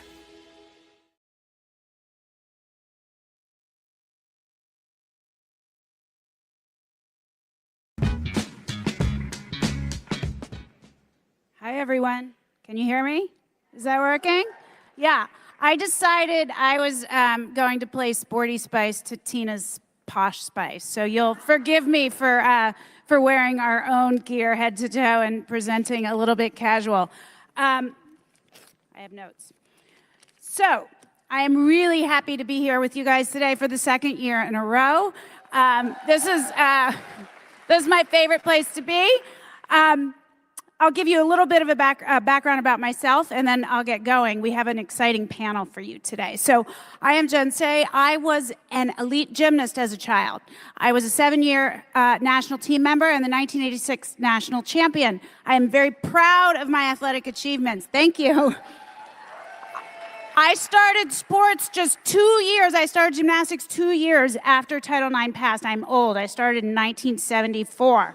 I am so grateful for the passage of Title IX. I would not be the person that I am today without sports, without the resilience, perseverance. That's where I learned how to get up when I fall down, and I have fallen down a lot in the last 5 or so years. So thankfully, I had sports to teach me that. Title IX is at risk, as you all know, and we're going to talk to some young women who are pushing back. Despite the successes I had in gymnastics, it is a really abusive sport. You guys probably know this. That all got exposed with the case of Larry Nassar. Well, I was the first athlete to write about abuse in gymnastics back in 2008. And that was tough. That was tough. It's not easy to go first, as you all know. And I will tell you, just a few months ago, so I wrote that book in 2008. It was a memoir about the abuse I experienced in my sport, about my coaches. A few months ago, my coach was finally banned from the sport of gymnastics. So it takes USA Gymnastics a long time to get to it, and actually they were forced to do it by something called the U.S. Center for Safe Sport. But that's 17 years after I wrote about it. You must persevere. Do not give up. Do not give up. This is not going to be easy. We've had some wins, but you got to keep your eyes on the prize. It took 17 years, and I will tell you this, it was worth it. It was worth the fight because not another child will have to be coached by that man. So after I left gymnastics, I went into fashion. I was a fashion executive for many years. Most of you know, probably I got myself good and canceled for standing up for the opening of schools during COVID. I found myself completely ousted from corporate America, and that is how I decided to start my own brand, XXXY Athletics. We're the only brand standing up for the protection of female athletes in women's sports and standing up for fair competition, because every girl deserves to have what I had as a young athlete. The name itself, XXXY, is a statement of material reality. There are two sexes. That's it. If you're a boy, compete in boys. It's not complicated. Who needs a hat? I have one to give away. Okay, I got a bad arm. I got a lot of injuries in gymnastics. I'm going to throw it. It might land right here, right in front. Oh, I did okay. I did okay. That wasn't too bad. I could never throw. I didn't play any ball sports. Anyway, people ask me all the time, why were kids and free speech the hill you were willing to die on? Because I really did mess up my own career trajectory, although I'm having more fun now. And I look them right in the eye and I say, if you are not willing to die on a hill for truth, free speech, and children, you don't even have a hill. So I know everybody here does. I know you all do, and that's why you guys are here in this room today. We're making progress. There was an executive order signed in February to protect women's sports. You guys know that. I was proudly in the room, standing right behind the president. He handed me his papers when he was done. But I want to just remind us, and we heard from him earlier, we have made so much progress, but there is a long way to go. An executive order operates with the force of law, but it is not legislation. We need legislation. There is no federal legislation. In 25 states across the country, blue states, there are still boys competing in girls' sports. In defiance of the executive order. We need legislation in all of those states. I'm the chairperson for a ballot initiative in Colorado. We need legislation in Colorado. But I believe in the power of the culture, first and foremost. Legislation and politics are downstream from culture. And we, unfortunately, sort of ceded that cultural battle a while ago, and we need to wrest it back with the full force it was taken from us. And that's why I think this brand plays a role, because not everybody wants to stand up at a school board meeting, but everybody can wear a t-shirt at their daughter's soccer game. And every time you do, somebody will lean in. It's going to move the Overton window. Someone will lean in. Someone you might not expect will lean in and say to you, I agree with you. And then they'll get a t-shirt. And then suddenly, the silent majority isn't so silent anymore. We need to make our views known. And once the majority, there's 80% of us, speaks up, the laws will change, I promise you. So that's what I do. I'm not a lawyer, I'm not a legislator, I'm not a politician. I believe in driving cultural change, and that's why I started this brand. But I think it's going to be the unknown young athletes across the country who make a difference in the end. You know who put Larry Nassar in jail? Do you guys know? Yeah, it wasn't the famous ones, though. I mean, I love them, but that's not who it was. It was an army of survivors. There were 500 victims, the ones who came forward first, the ones who testified, the ones who made victim impact statements at his trial were unknown young gymnasts from across the country. They are the army of survivors. That's what they call themselves. And I want to tell you, on this issue of protecting girls' sports, that's who it's going to be. It's going to be an army of high school girls from across the country. Not a single professional athlete that is currently competing, not a single Olympic level athlete that is currently competing has spoken up. Not one. You think we're done? We are not done. Not a. The Epstein. Dear Nike. Dear Nike. Dear Nike. Why won't you stand up for me? Why won't you stand up for me? Why won't you? Why do you claim to support women and girls? Yet when we need you most, You remain silent. Today, males are claiming our identity. Our sports, our spaces, men and boys are stealing opportunities, medals, trophies, and our future. and it's not fair or just. In fact, it's often dangerous. Yet you refuse to use your platform to stand up. You say you're for social justice and progress. So why do you allow men's rights to come before ours? See, with a big platform, Comes an even bigger responsibility. you have a chance to do the right thing. Not just do the easy thing. So we're asking you, Nike. So we're asking you, Nike, So we're asking you, Nike. as the biggest voice in all of sports. Will you stand up for me? Will you stand up for me? Will you stand up for me? Will you stand up for me? Will you? Will you? Will you just do it?